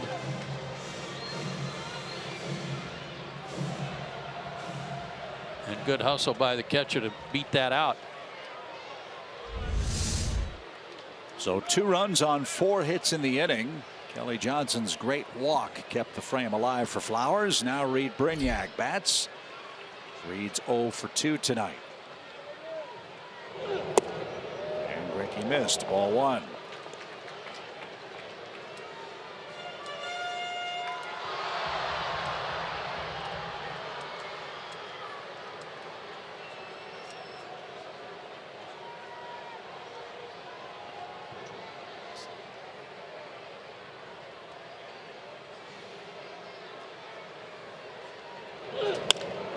Line drive center field, and that will retire the side. Owings made the play, and a 22-pitch inning turns into a 2-run frame for Atlanta. Arizona's lead's cut in half. It's 4-2 after 6.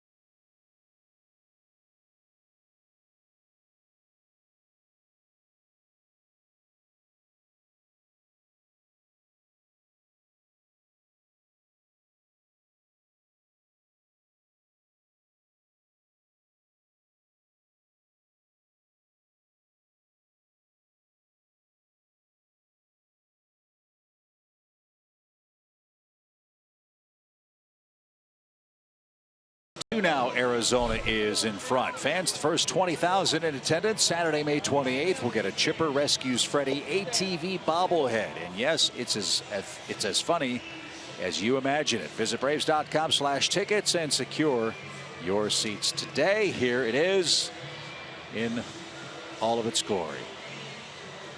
The bobbleheads even bobble. The wheels don't go round. But there you go. But it's not called a wheel go round. No giveaway. It's a bobblehead. Right. That's a good one, though.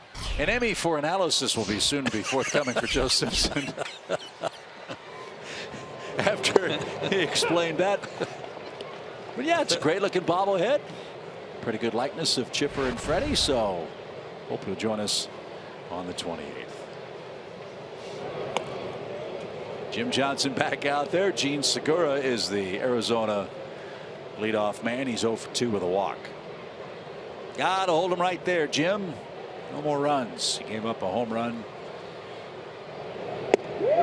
to start things off in the Arizona 6th.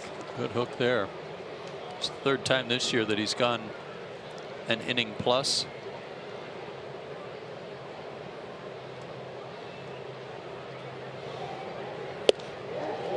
Blew that right on by Segura. That had a little cut to it looked like.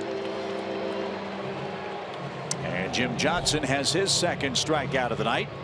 And that'll be the end of the line for him. Freddie Gonzalez is going to go to his bullpen. It looks like Hunter Cervenka is going to be called to take on Mr. Lamb of the Diamondbacks. 4-2's your score. The Braves bullpen in play. We'll tell you about Hunter Cervenka's season start after this.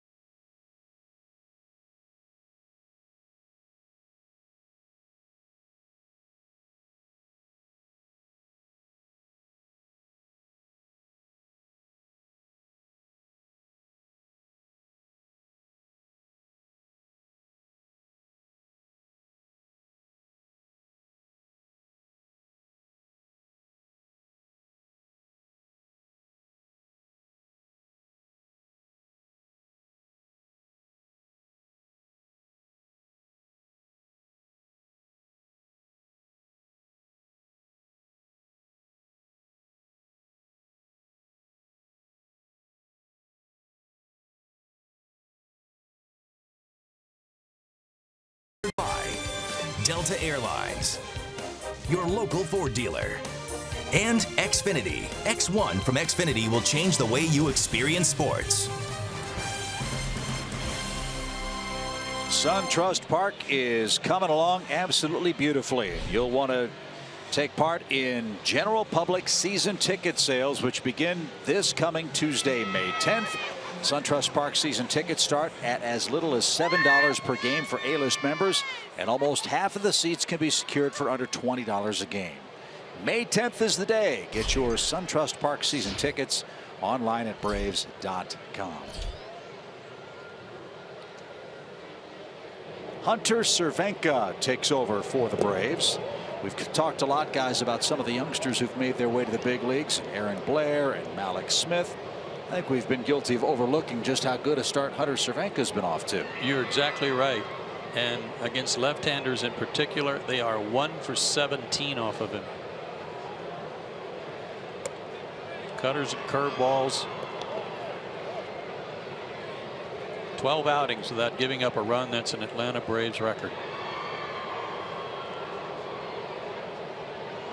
Jake Lamb, the first man he'll face. Lamb's 0 for 2 with a walk.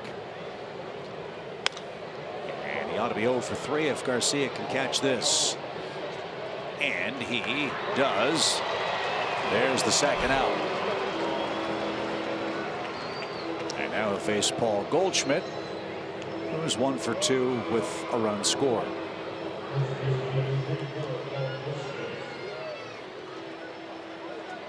This will be a hopefully 2-batter outing for Cervenka. His spot is due second, where the Braves come up in the home half of the 7th inning.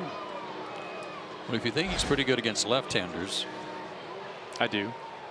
He's only faced right-handers 10 times. He's walked 3 of them. The others are 0 for 7.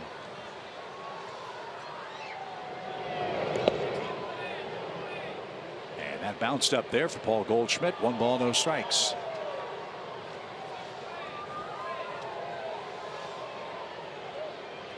It's a shame we only see the teams from the Western Division 1 home and 1 road series. With the schedule the way it's stacked up. And by that I mean the fans in the East are really deprived of seeing a player as good as Paul Goldschmidt, but once a year. Yeah, I can think of about a handful of guys right off the top of my head out west that I'd like to see it play a whole lot more than just a home and home. Yeah. 1 ball, 1 strike for the slugging Diamondbacks first baseman. And this one again to left. And Hunter Cervenka continues his incredible streak to start the year. He faces 2 hitters, got them both on flyouts to left. 7th inning stretch in Atlanta. It's a 4-2 game.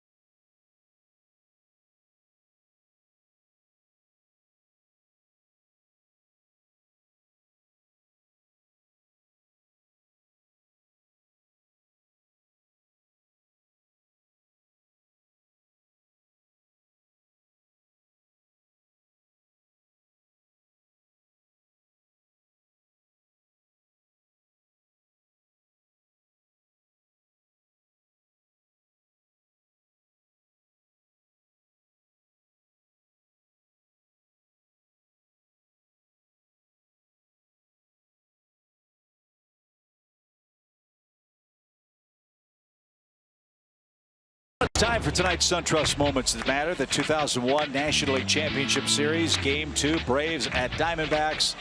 Our pal Tom Glavine, 7 innings, scattered 5 hits, and only 1 run allowed. Game was tied 1-1 to the 7th.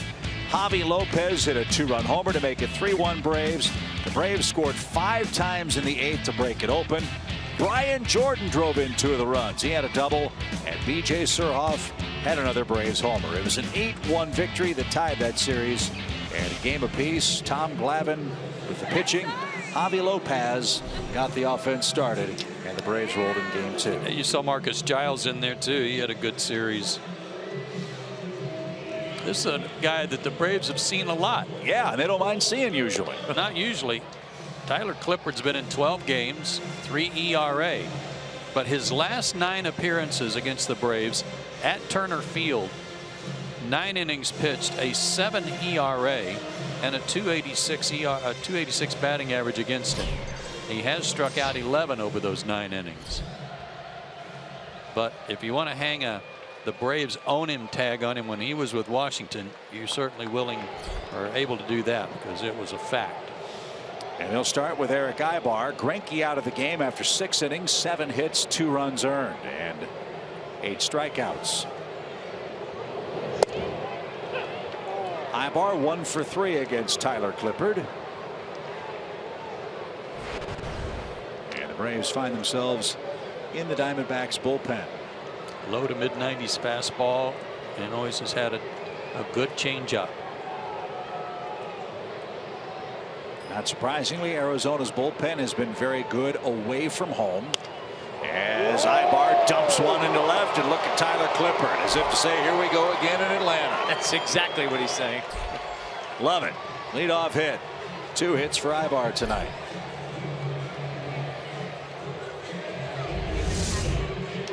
Daniel Castro will pinch hit for Hunter Cervenka.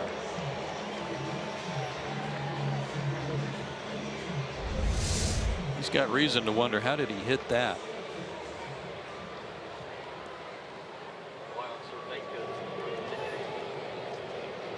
Daniel's had a bit of a dry spell at the plate. He's 2 for his last 21. Let's see how the Braves play it. You've got Castro, then the speedy Malik Smith in a 4-2 game. The entire Diamondback infield will talk it over.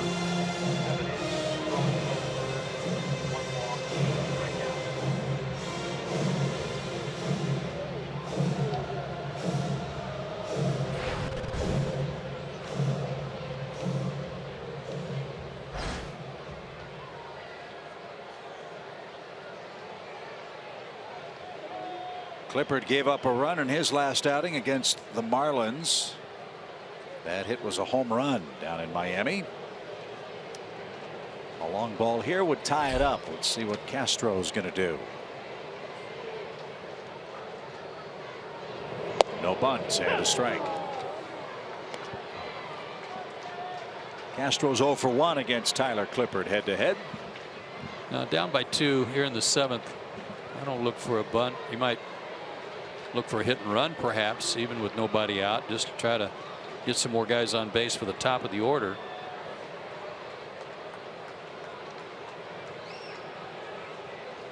No balls and a strike.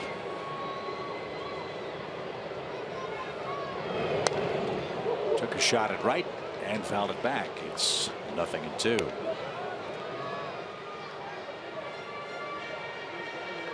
Castro, then Malik Smith, then Nick Markakis to face Tyler Clippard. Arizona's bullpen ERA on the road, a sparkling 2.66. The league hitting 2.15 against their relief corps away from Chase Field.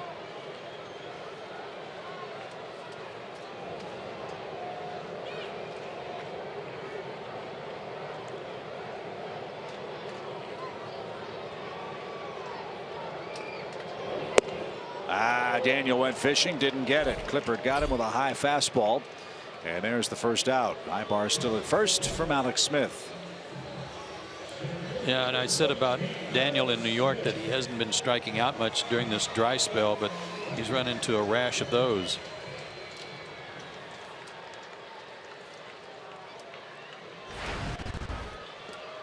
So Malik Smith has singled and scored tonight. He's also struck out. Lamb in on the grass at third base.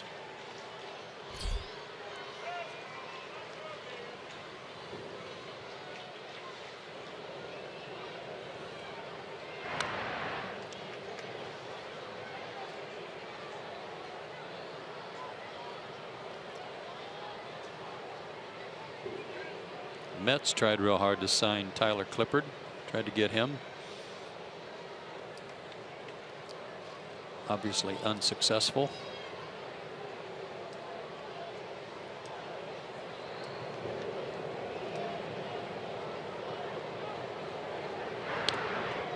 Another throw to first. Marlins have taken a 6-4 lead over the Phillies. Giancarlo Stanton hit one to the Budweiser Pavilion tonight against Philadelphia. So that game's in the 9th. Here we're in the Braves 7th, trailing 4-2.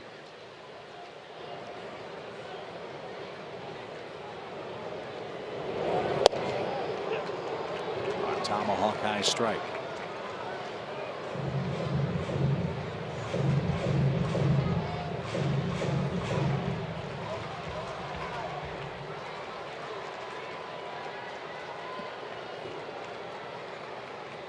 Tyler Clippard, a 2-time All-Star, now 31 years old.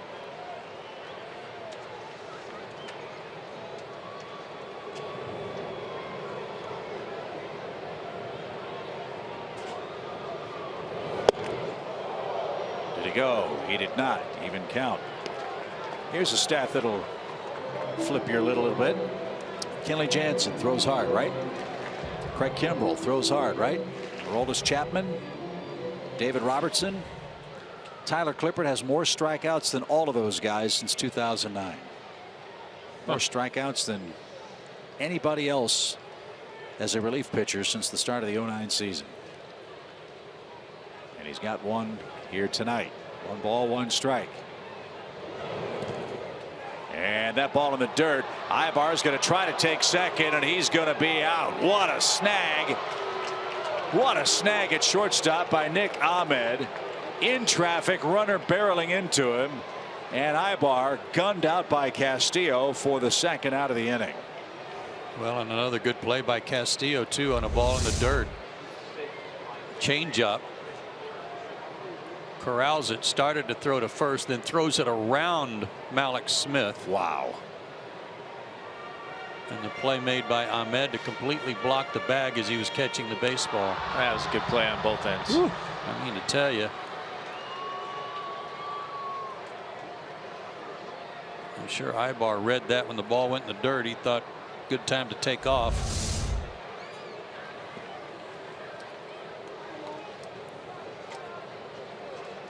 So Castillo's gunned down a couple of Braves runners tonight. That was really impressive. It's Ibar twice. And now Smith 2 balls 2 strikes.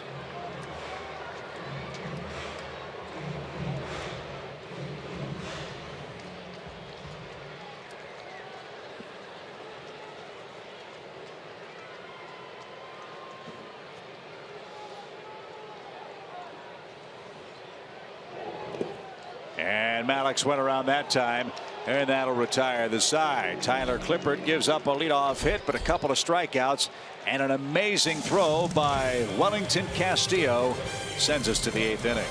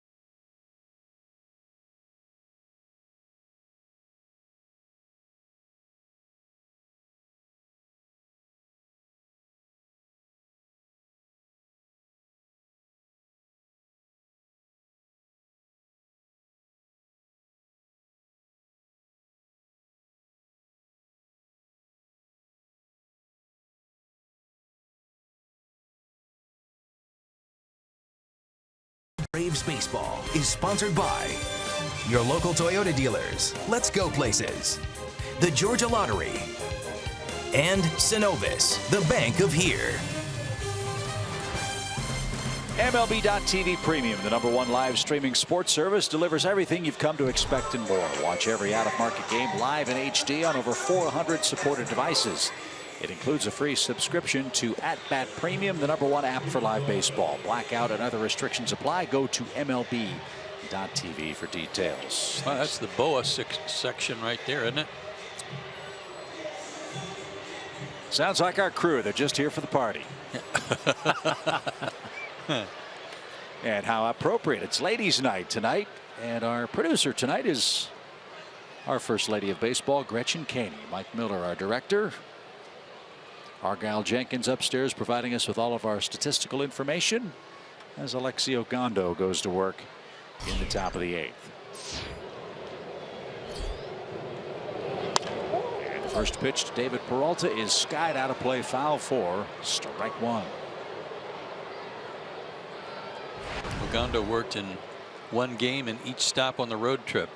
Did not give up a run in any of them. A few walks mixed in there.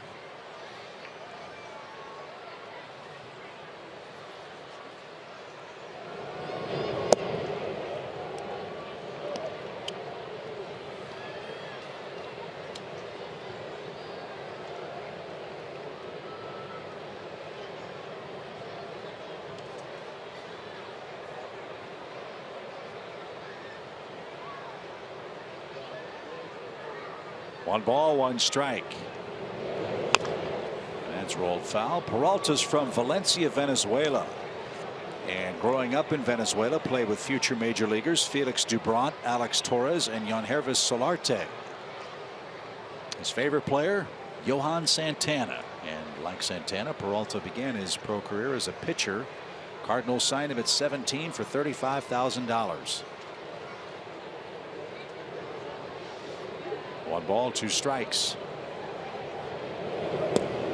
Diamondbacks media guy does a great job with some biographical information, and it's worth talking about with Peralta, something maybe we all take for granted. Players from Latin America come to the United States. They probably don't speak a lot of English in many cases, getting used to the customs, the culture and all. Peralta says one of the most difficult adjustments for him was the food. And there's a funny story about that. As he lines a single into center field for his third hit of the night. Peralta said one of the first mistakes he made is he went to a Chinese food buffet and he thought the wasabi was guacamole. Uh-oh. That's not good. Uh-oh.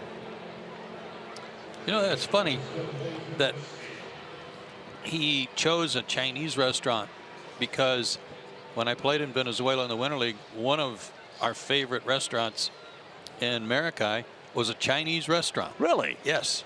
I'll be darned. And it was darn good. Here's Castillo.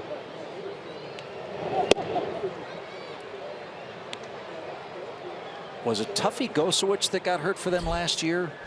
Yes. And they were desperate for a catcher. Well, Castillo made his third big league stop in Arizona, and all he did was hit 18 home runs in total.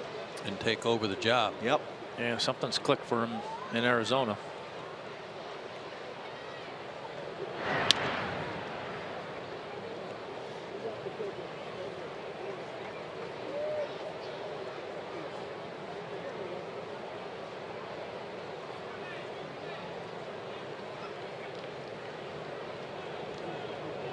One ball, no strikes.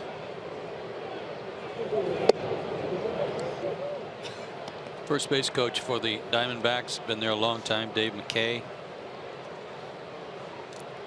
Solid coach. Always in great shape. And back before teams had strength and conditioning coaches, he was a strength and conditioning coach and a base coach for a couple of different teams. Dave's from Vancouver originally, and he's been inducted into the Canadian National Baseball Hall of Fame for his good work. He was the first Canadian-born player to play with the Blue Jays. What a thrill that must have been. How old do you think he is? Just looking at him there. Well, I saw the numbers, so I'm not going to guess. Tommy, how old do you think Dave McKay is? And he's got to be 60. He's 66. Is he? Looking pretty good. Yeah, he is. Longtime lieutenant with Tony La Russa in St. Louis. He also coached with the Cubs. And now back with Tony La Russa, who's at the head of the baseball operations department in Phoenix with the Diamondbacks. Dave Stewart is the Arizona general manager. Dave's a good man, good coach.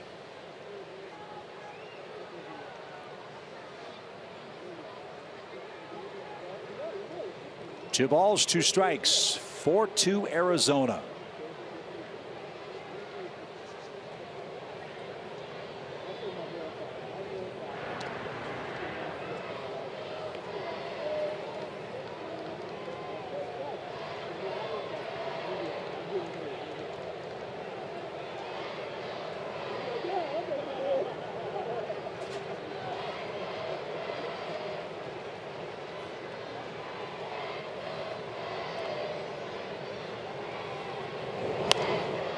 Pop fly foul back toward the general manager's box. It's a 2-2 count for Wellington Castillo.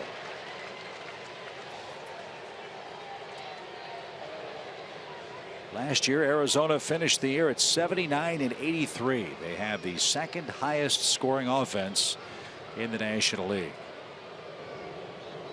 They figure their offense will be just as good this year, as that one's hit toward third and past Brignac. And around second on his way to third is Peralta. And he will stop there. It's a stand-up double for Castillo, and Ogando immediately in eighth inning trouble. Second and third with nobody out.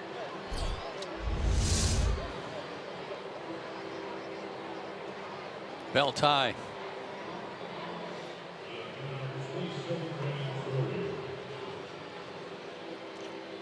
How many wins last year? 79. That was a marked improvement over the year before. I think that was like a 14-game improvement over 2014. And that's why, when you look at their club, their starting rotation was 51 and 56 for the year. 5 games under 500. As Brandon Drury digs in. Obviously, no one could have foreseen the injury to A.J. Pollock. But that's why they went out and got Greinke, and that's why they went out and traded for Shelby Miller. Well, the bad year 2 years ago is what resulted in them getting the #1 pick in the nation. That resulted in them drafting Dansby Swanson. Right. Last June. Yeah, 2014, Joe, they were 64 and 98. So a 15-game improvement from year to year in Arizona. That's drastic. And in 2011, when Kirk Gibson was their manager, they won the National League West. That was followed by 2 81 and 81 seasons, then the bad year in 2014 and last year's resurgent year for them.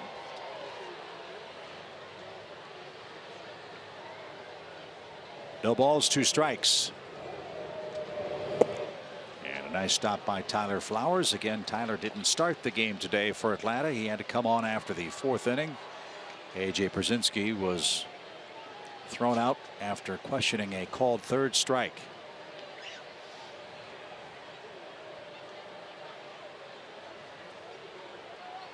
Aaron Blair started for the Braves. 3 runs, 2 of them earned over 5 innings, but honesty compels you to say the defense let him down. A couple of those runs probably shouldn't have scored tonight.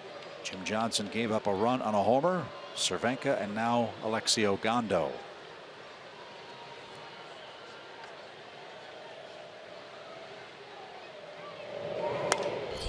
Pop fly foul by Drury. He's still alive. Jim Johnson did a nice job after the home run. A couple of ground outs and 2 strikeouts.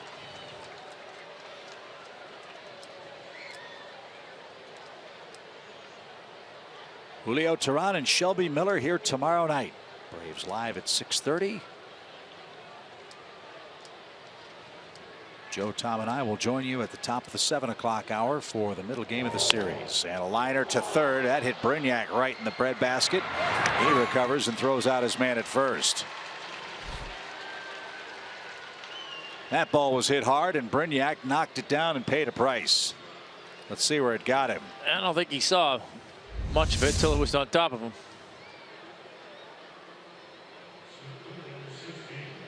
He already got nailed in his first game on a ball that hit second base in New York and came up and hit him in the jaw.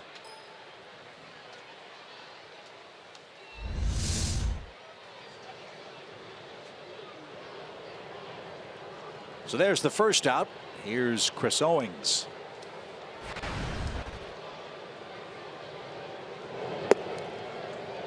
This will always be a very happy day for the Diamondbacks center fielder.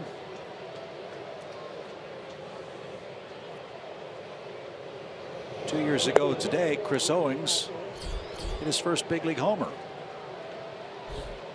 That was off Marco Estrada and Milwaukee. He won't have a chance here. The Braves will walk him to load the bases.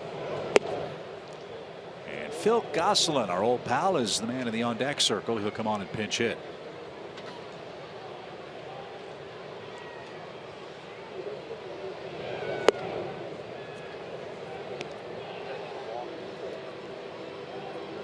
So that loads him up, and here's Phil. Phil's 4 for 14 as a pinch hitter. Hit .311 last year. Spent a lot of times last year with a broken left thumb. He was part of the Bronson Arroyo Tuki Toussaint deal that took place last July. Diamondbacks have been really good pinch hitting. Only the Cardinals have more pinch hits than they do in the National League.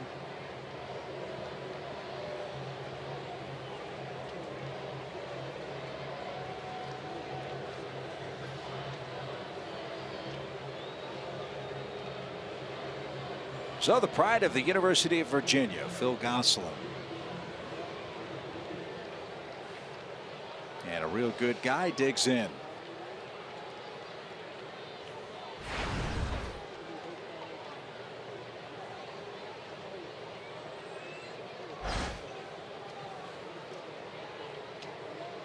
A runner at every base. Peralta, Castillo, and now Owings, as Alexi Ogando goes to work with one out.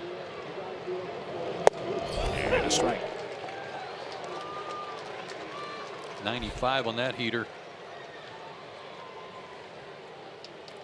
Looked like he was taking all the way. Typically guys coming off the bench are looking for that first heater. He probably wishes he had been hacking. Pivotal spot in this game. 4-2. Strike outside corner. Two of his best pitches of the inning. Again, Arizona has not swung the bats well with runners in scoring position over the last week and a half. Can Ogando continue those struggles against Phil Gosselin?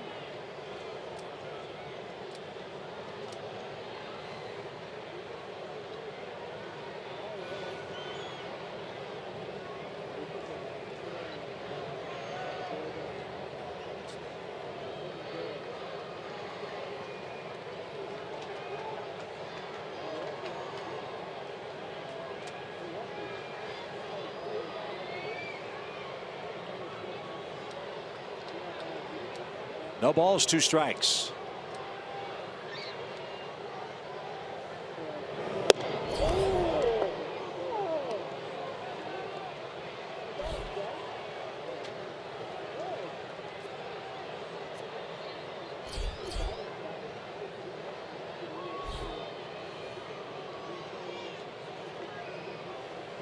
Arizona's 2 for 8 tonight with runners at second and third base.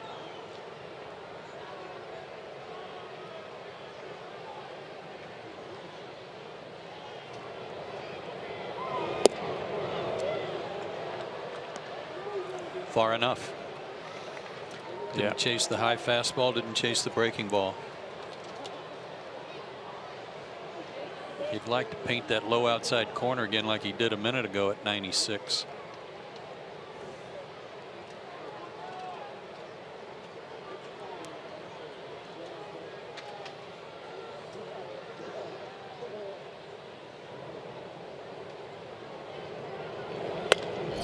Liner into the seats above the Braves dugout.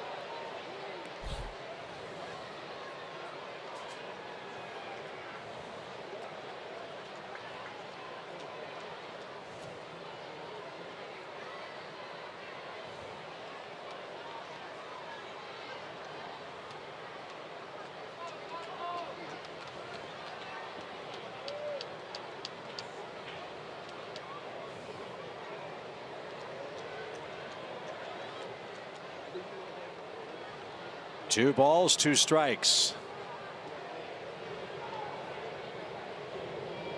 And that one popped up right side. And a fan from Macon made the catch on the rebound. 2 balls, 2 strikes still to Phil Gosselin. A heavy workload for Ogando here in the 8th. He's about to throw his 27th pitch.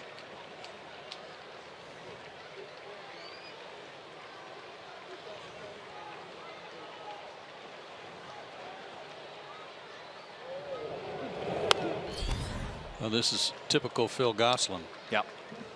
You know, he's not a guy that goes up trying to find something to hit out of the ballpark. He wants to put the ball in play, drive it to a gap. And when he gets behind in the count, he puts up a good fight usually, and he's doing just that. Yeah, he spoiled a couple of pretty good pitches.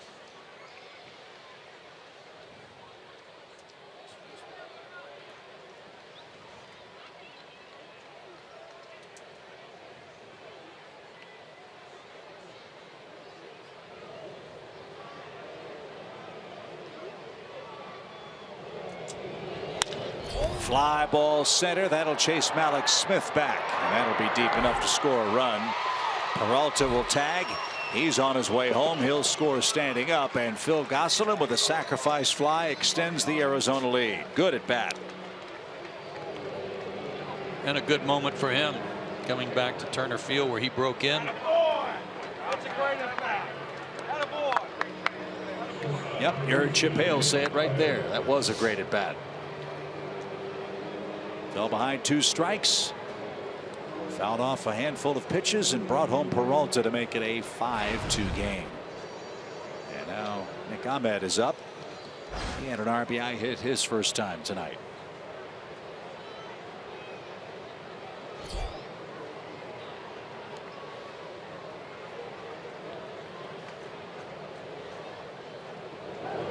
So 2 runs allowed out of the Braves bullpen tonight. Take those away, you'd have a 1-run game. As Ogando missed outside, ball 1.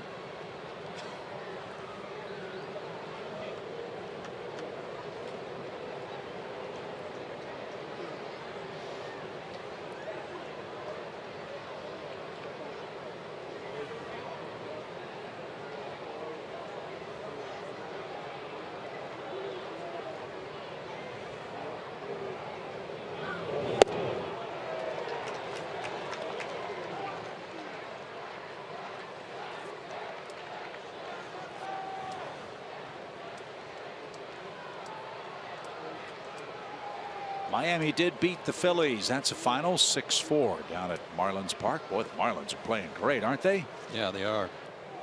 They've won 4 in a row and now 10 of their last 11. They're back to 4 games above 500. Sometimes it's not who you play, but when you play them. Remember, the Braves swept Miami down in South Florida.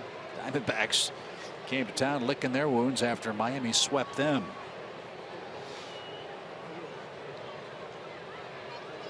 Two balls and a strike.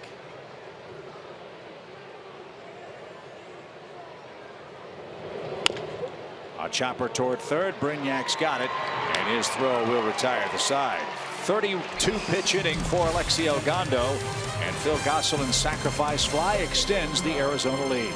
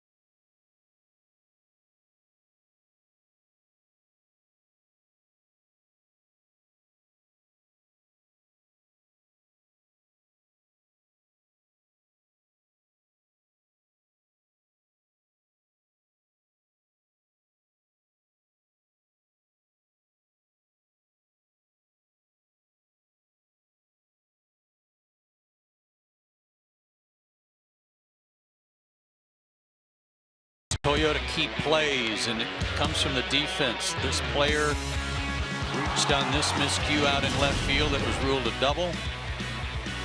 Goldschmidt was picked off, but an errant throw by Freddie Freeman. Goldschmidt came around to score. And on this ground ball that was ruled an error that got by Reed Brignac, Peralta scored. Those are 3 runs that scored on some defensive miscues tonight that are the difference in the ball game.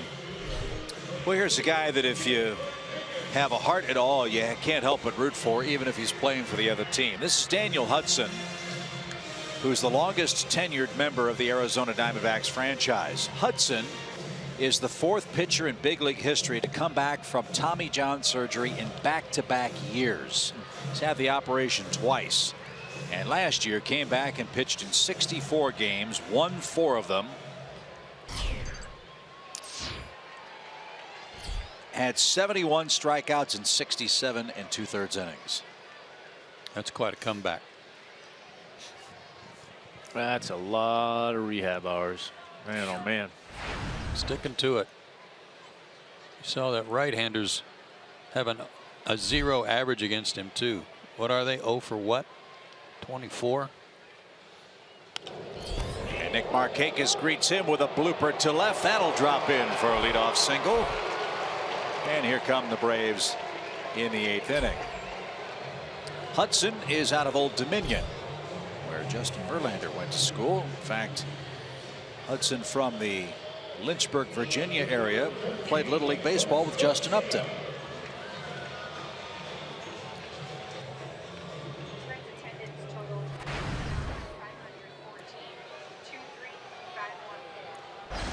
$23,514, hoping for a late inning comeback by the Braves. Markakis a 2-hit night. Adonis Garcia hits. He's got a single and an RBI.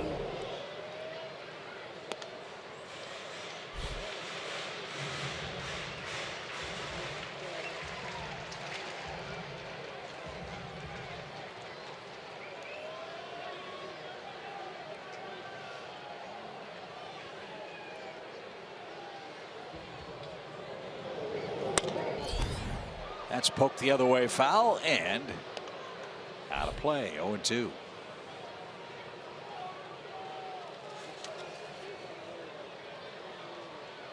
Brad Ziegler is the Arizona closer. Hudson's trying to set him up with a 5-2 lead.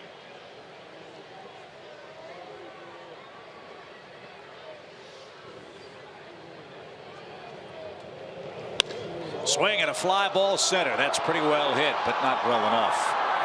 Owings has got it. Markakis retreats. 1 on, 1 out for Freddie Freeman.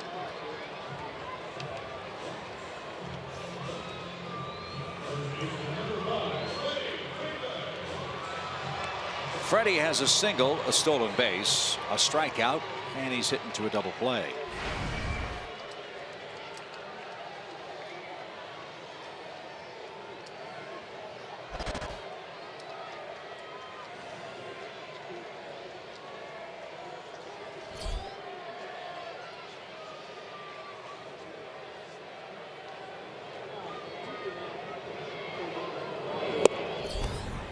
A 96-mile-an-hour fastball right on by. Strike 1.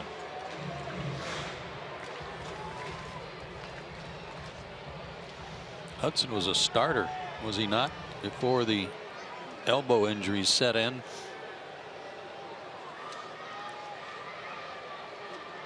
And a good one. Freeman showed bunt. Yeah, Hudson was a 16-game winner for the Diamondbacks in 2011. He started 33 games. Then he got hurt in 2012. Tore the ligament again. And now is in his second full season back from those back-to-back Tommy Johns. Upstairs.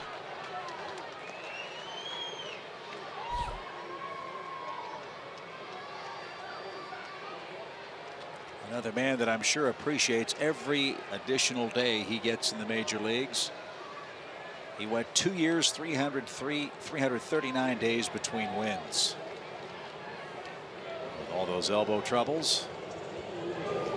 And a line drive by Freeman to right field. Markakis will cut the bag at second. He'll take third. And just like that, the Braves will bring the potential tying run to the plate. First and third against Hudson. We're in the 8th with 1 out. It's why those add-on runs are so damaging when you're trying to catch up in a tight ball game. Even a single run like the one in the top of the 8th is such a difference maker. As we know, the Braves don't have that quick strike capability, so they got to piece together a lot of hits. But the tying run is at the plate.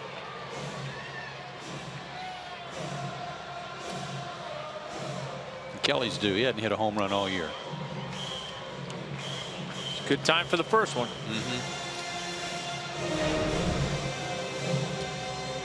Kelly's last home run came last September against Steven Strasburg. This guy throws hard too. We know Kelly can hit a fastball. Let's see what Hudson offers him here with first and third and only 1 out. Tyler Flowers is the man on deck.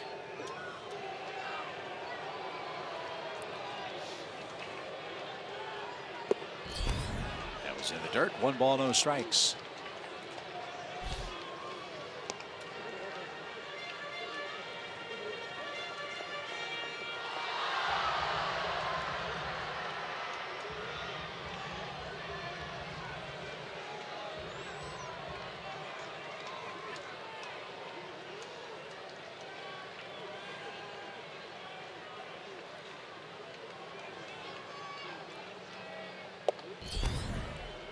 Off the plate. Hudson wanted that. 2-0. Shrink your strike zone. Sit on one pitch. That fastball that's his bread and butter pitch that Kelly likes. Look for it in one spot.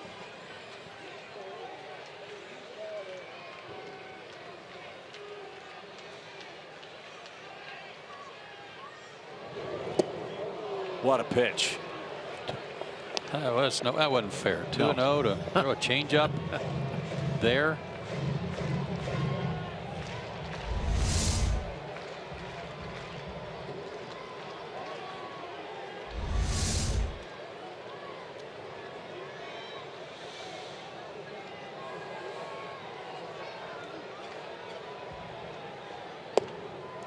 That missed outside. Now it's 3-1.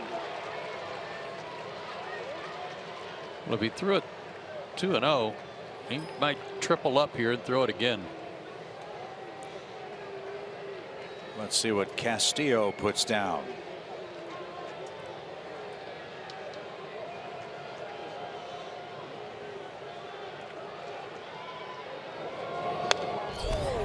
Fastball. And Kelly was all over it, but fouled it back. Now it's full. Yeah, kicked at the dirt. Mad that he missed it.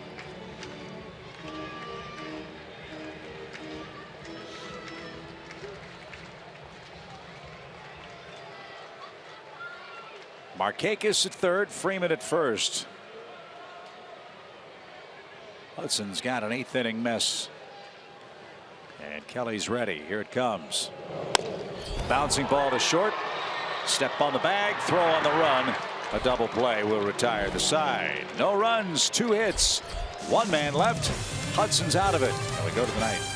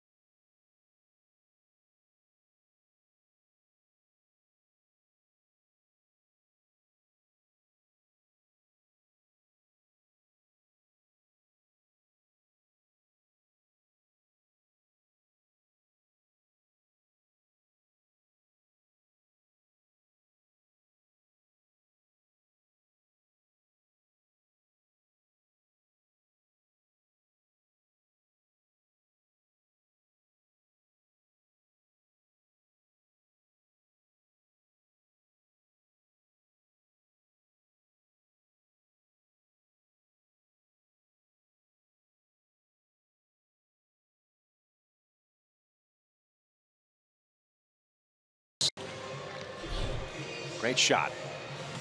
Time for tonight's Toyota Tweet of the Week. This week's question is, which player that we got from the Diamondbacks are you most excited about and why? Tweet us at Fox Sports South using hashtag BravesAZTrades.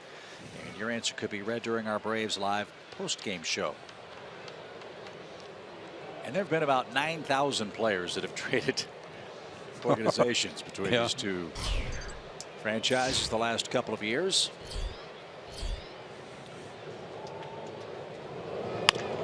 Bouncing ball up the middle by Segura, and Ibar can't get to it. And that's his first hit of the night. Told you that Gwinnett won tonight behind Williams Perez. Let's take a look at what else is happening down on the farm. Yeah, speaking of trades, with the Diamondbacks, Dansby Swanson 9 for 20 with a homer since he got called up to Mississippi. Terrell Jenkins off to a good start. Mike Soroka also pitching well, and Ender Ciarte, we might see him as early as tomorrow. And that will be a welcome sight indeed as Alexi Ogando makes his way to the Atlanta clubhouse. An inning plus, 3 hits and a run allowed. Eric O'Flaherty will get the summons. We'll see how he fares in the ninth right after this.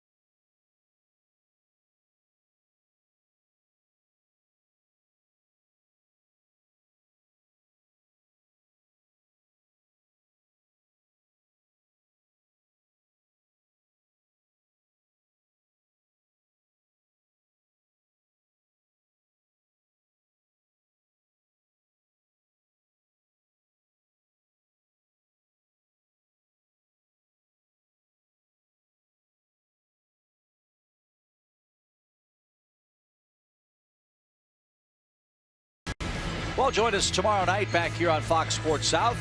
Shelby Miller, former Brave, will face Julio Teheran in the middle game of our series. Braves Live kicks off our coverage at 6:30. Joe, Tom, and I will be behind the mics at 7 o'clock as we'll take a look at a man who's really been an enigma for Arizona. Shelby Miller, winless, an ERA over 8 so far for Arizona. Again, hard to figure. This is Eric O'Flaherty. He's on with the man at first. And Jake Lamb in the batter's box. Lamb is 0 for 3. Rays have out hit Arizona 10-9, but trail where it counts by a 5-2 score.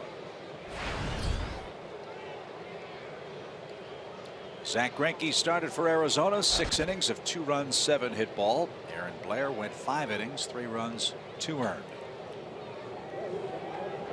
As Joe said, add-on runs have been awfully tough. Jim Johnson gave up 1. Ogando gave up 1. And the man at first is Alexi's responsibility here in the ninth as well.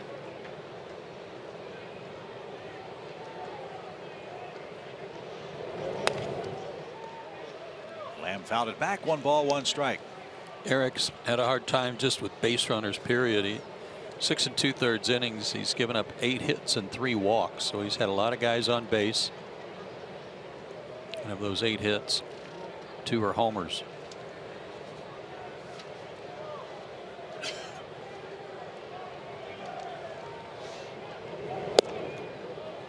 Over but low for Lamb. 2 balls and a strike.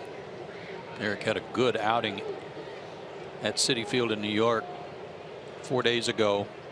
An inning and a third, no hits or runs or walks, struck out a batter. Arguably his best outing of the year.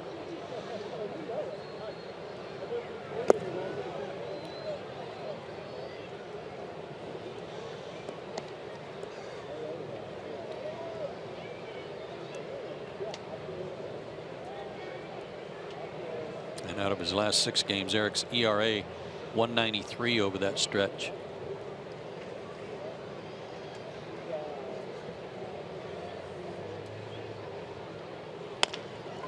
Bouncer towards second. Tricky hop. Kelly can't handle it, and all hands are safe.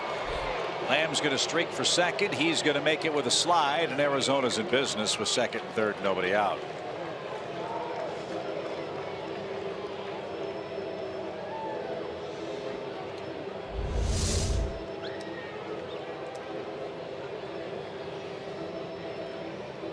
Got a big hop, and again a high hop off the infield, similar to the one that ate up Lamb earlier today.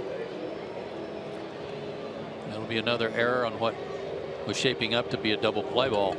Yeah, when you see him coming in on a ground ball and then they stop and start to retreat, usually not a good sign.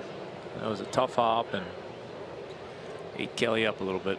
24 errors for the Braves now in their first 28 games. Here's Paul Goldschmidt, infield in. That's not a fun assignment as he takes a strike.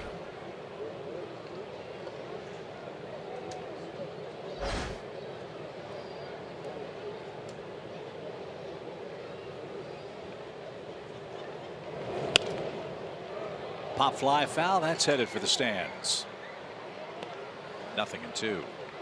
Of those errors, Chip, 17 at home now. And this is the 14th game. Well, we've said it before. We know what the Braves are. We know what the Braves aren't. If they're going to give themselves the best possible chance to win games, they've got to catch the ball consistently. And tonight they didn't do it.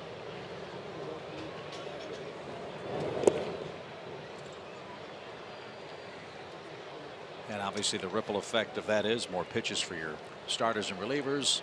Lineup turns over again. You face guys like Goldschmidt late in the game, perhaps when ordinarily you wouldn't have to.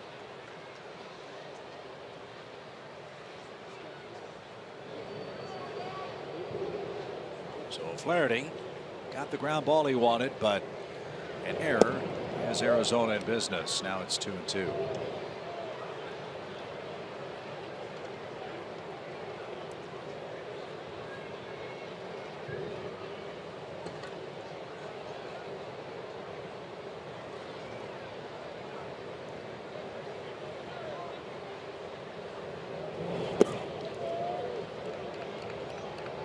And as Joe said, Goldschmidt's not just up there trying to slug the ball out of the ballpark with every at bat. He is a very patient, very selectively aggressive hitter. Last year he walked 118 times. This year he's walked 29 times already. And that's #1 in the league.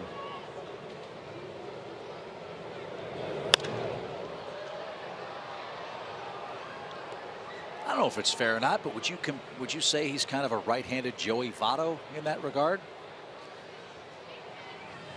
Yeah, I think that's fair.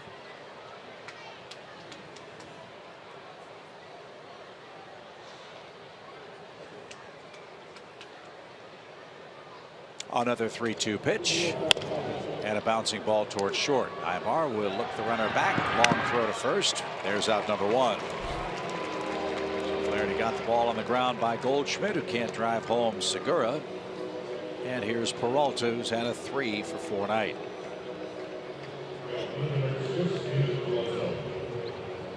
Peralta, by the way, has scored 2 runs and knocked in 1 as well.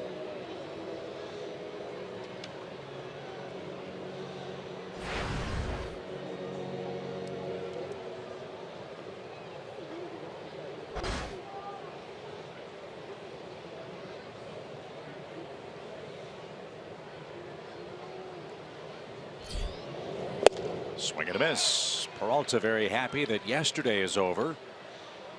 Not a fan of Cinco de Mayo. When he was with the Cardinals and after he'd gotten hurt, they released him on Cinco de Mayo. He's never liked the holidays since.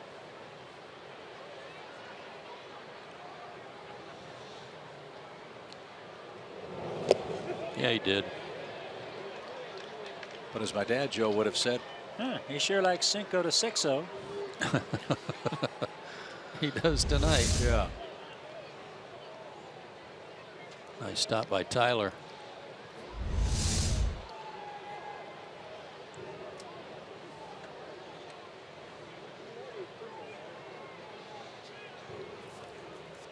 See if Eric can finish him off. Peralta fought it off. It's into the seats. Hey, nice catch.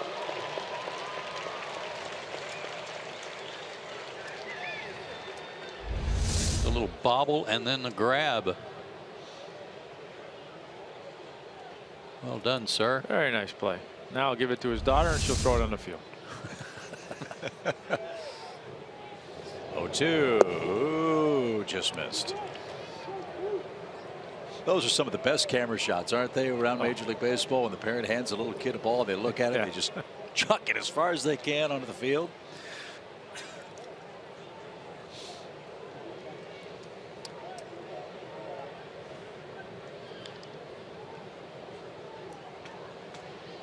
She's interested in the peanuts. I don't blame her. Pitch, swing and a miss. Peralta's down. Boy, O'Flaherty's doing a good job. Second and third, 2 outs now.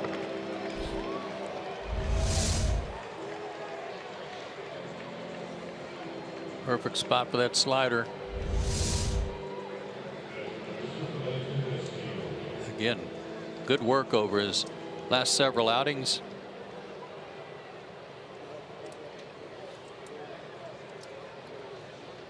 One more man to get. That's Wellington Castillo, who's reached twice tonight.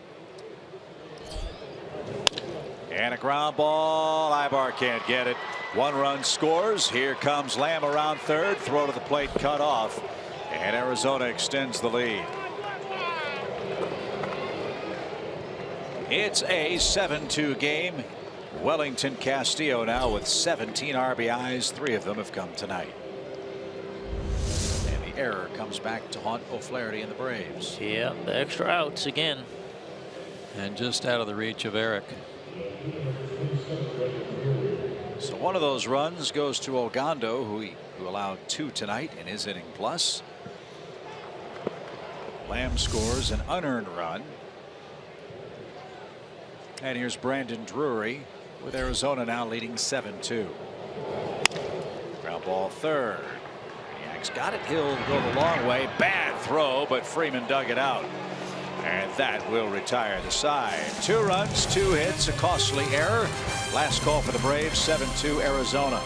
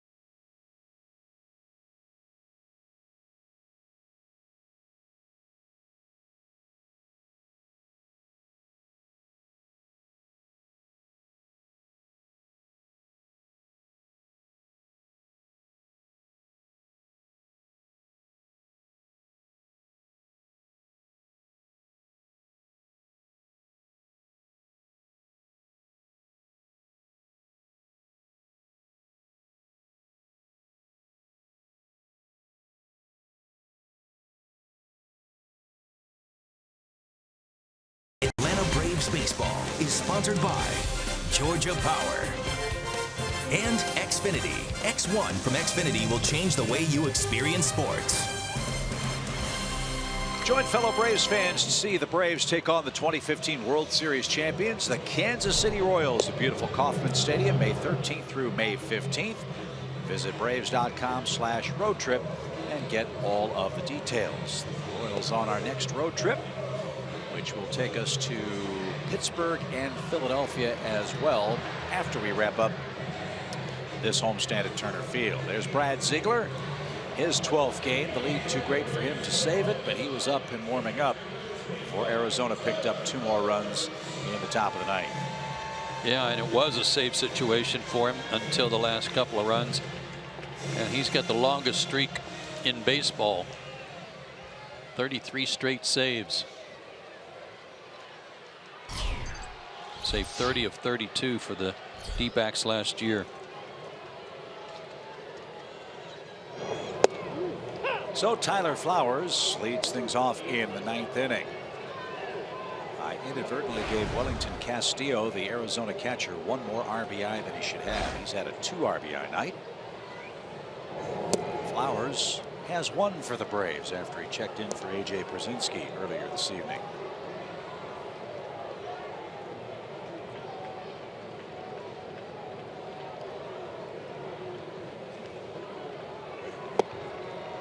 This guy, as you can see by his delivery, is not one of those Craig Kimbrell, Aroldis Chapman type closers. He's not going to blow you away. Last year, 68 innings, he struck out 36 batters.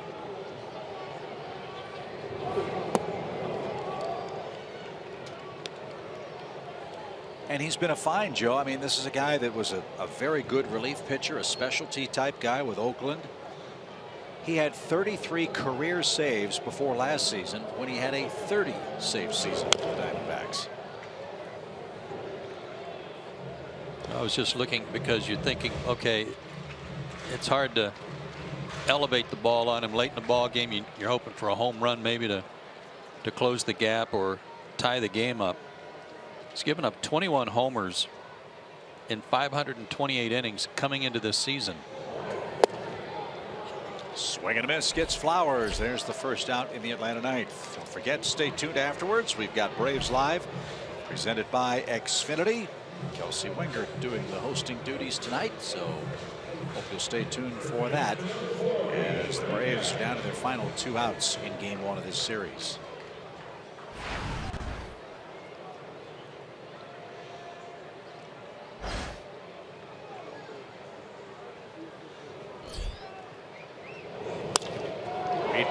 A shot to left, and that's tracked down by Brandon Drury. Brignac 0 for 4, and there's the second out.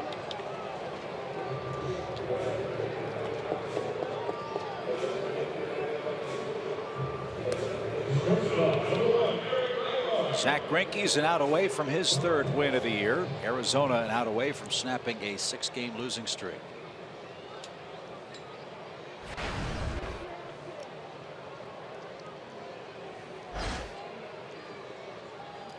Eric Ibar. Ibar's had a couple of hits tonight. Somehow, some way, the Braves got to figure out some things at home. This is home game number 14. Braves are an out away from losing 13 of those. Well, they can start with playing better defense, that's for sure. Yep. I don't know why that's been the way that it has at home, but man, we talk about it all the time. If you're a good team, it's hard to give teams extra outs and expect to win.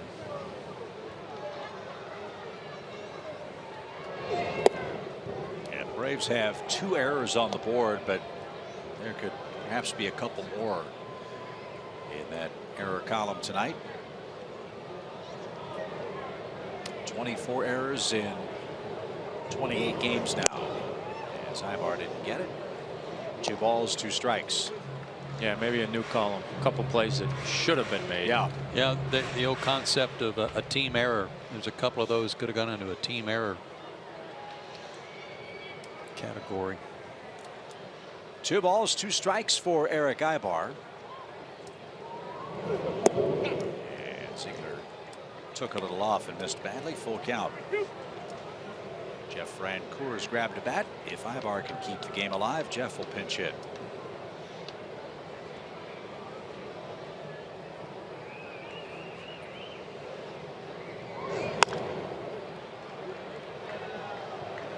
Bounced into the Braves dugout, foul. As we approach 11 o'clock. Fireworks to follow here tonight at Turner Field.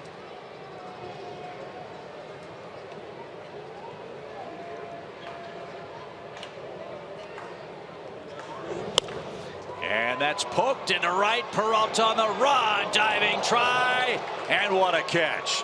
Peralta makes a game-ending catch in right field.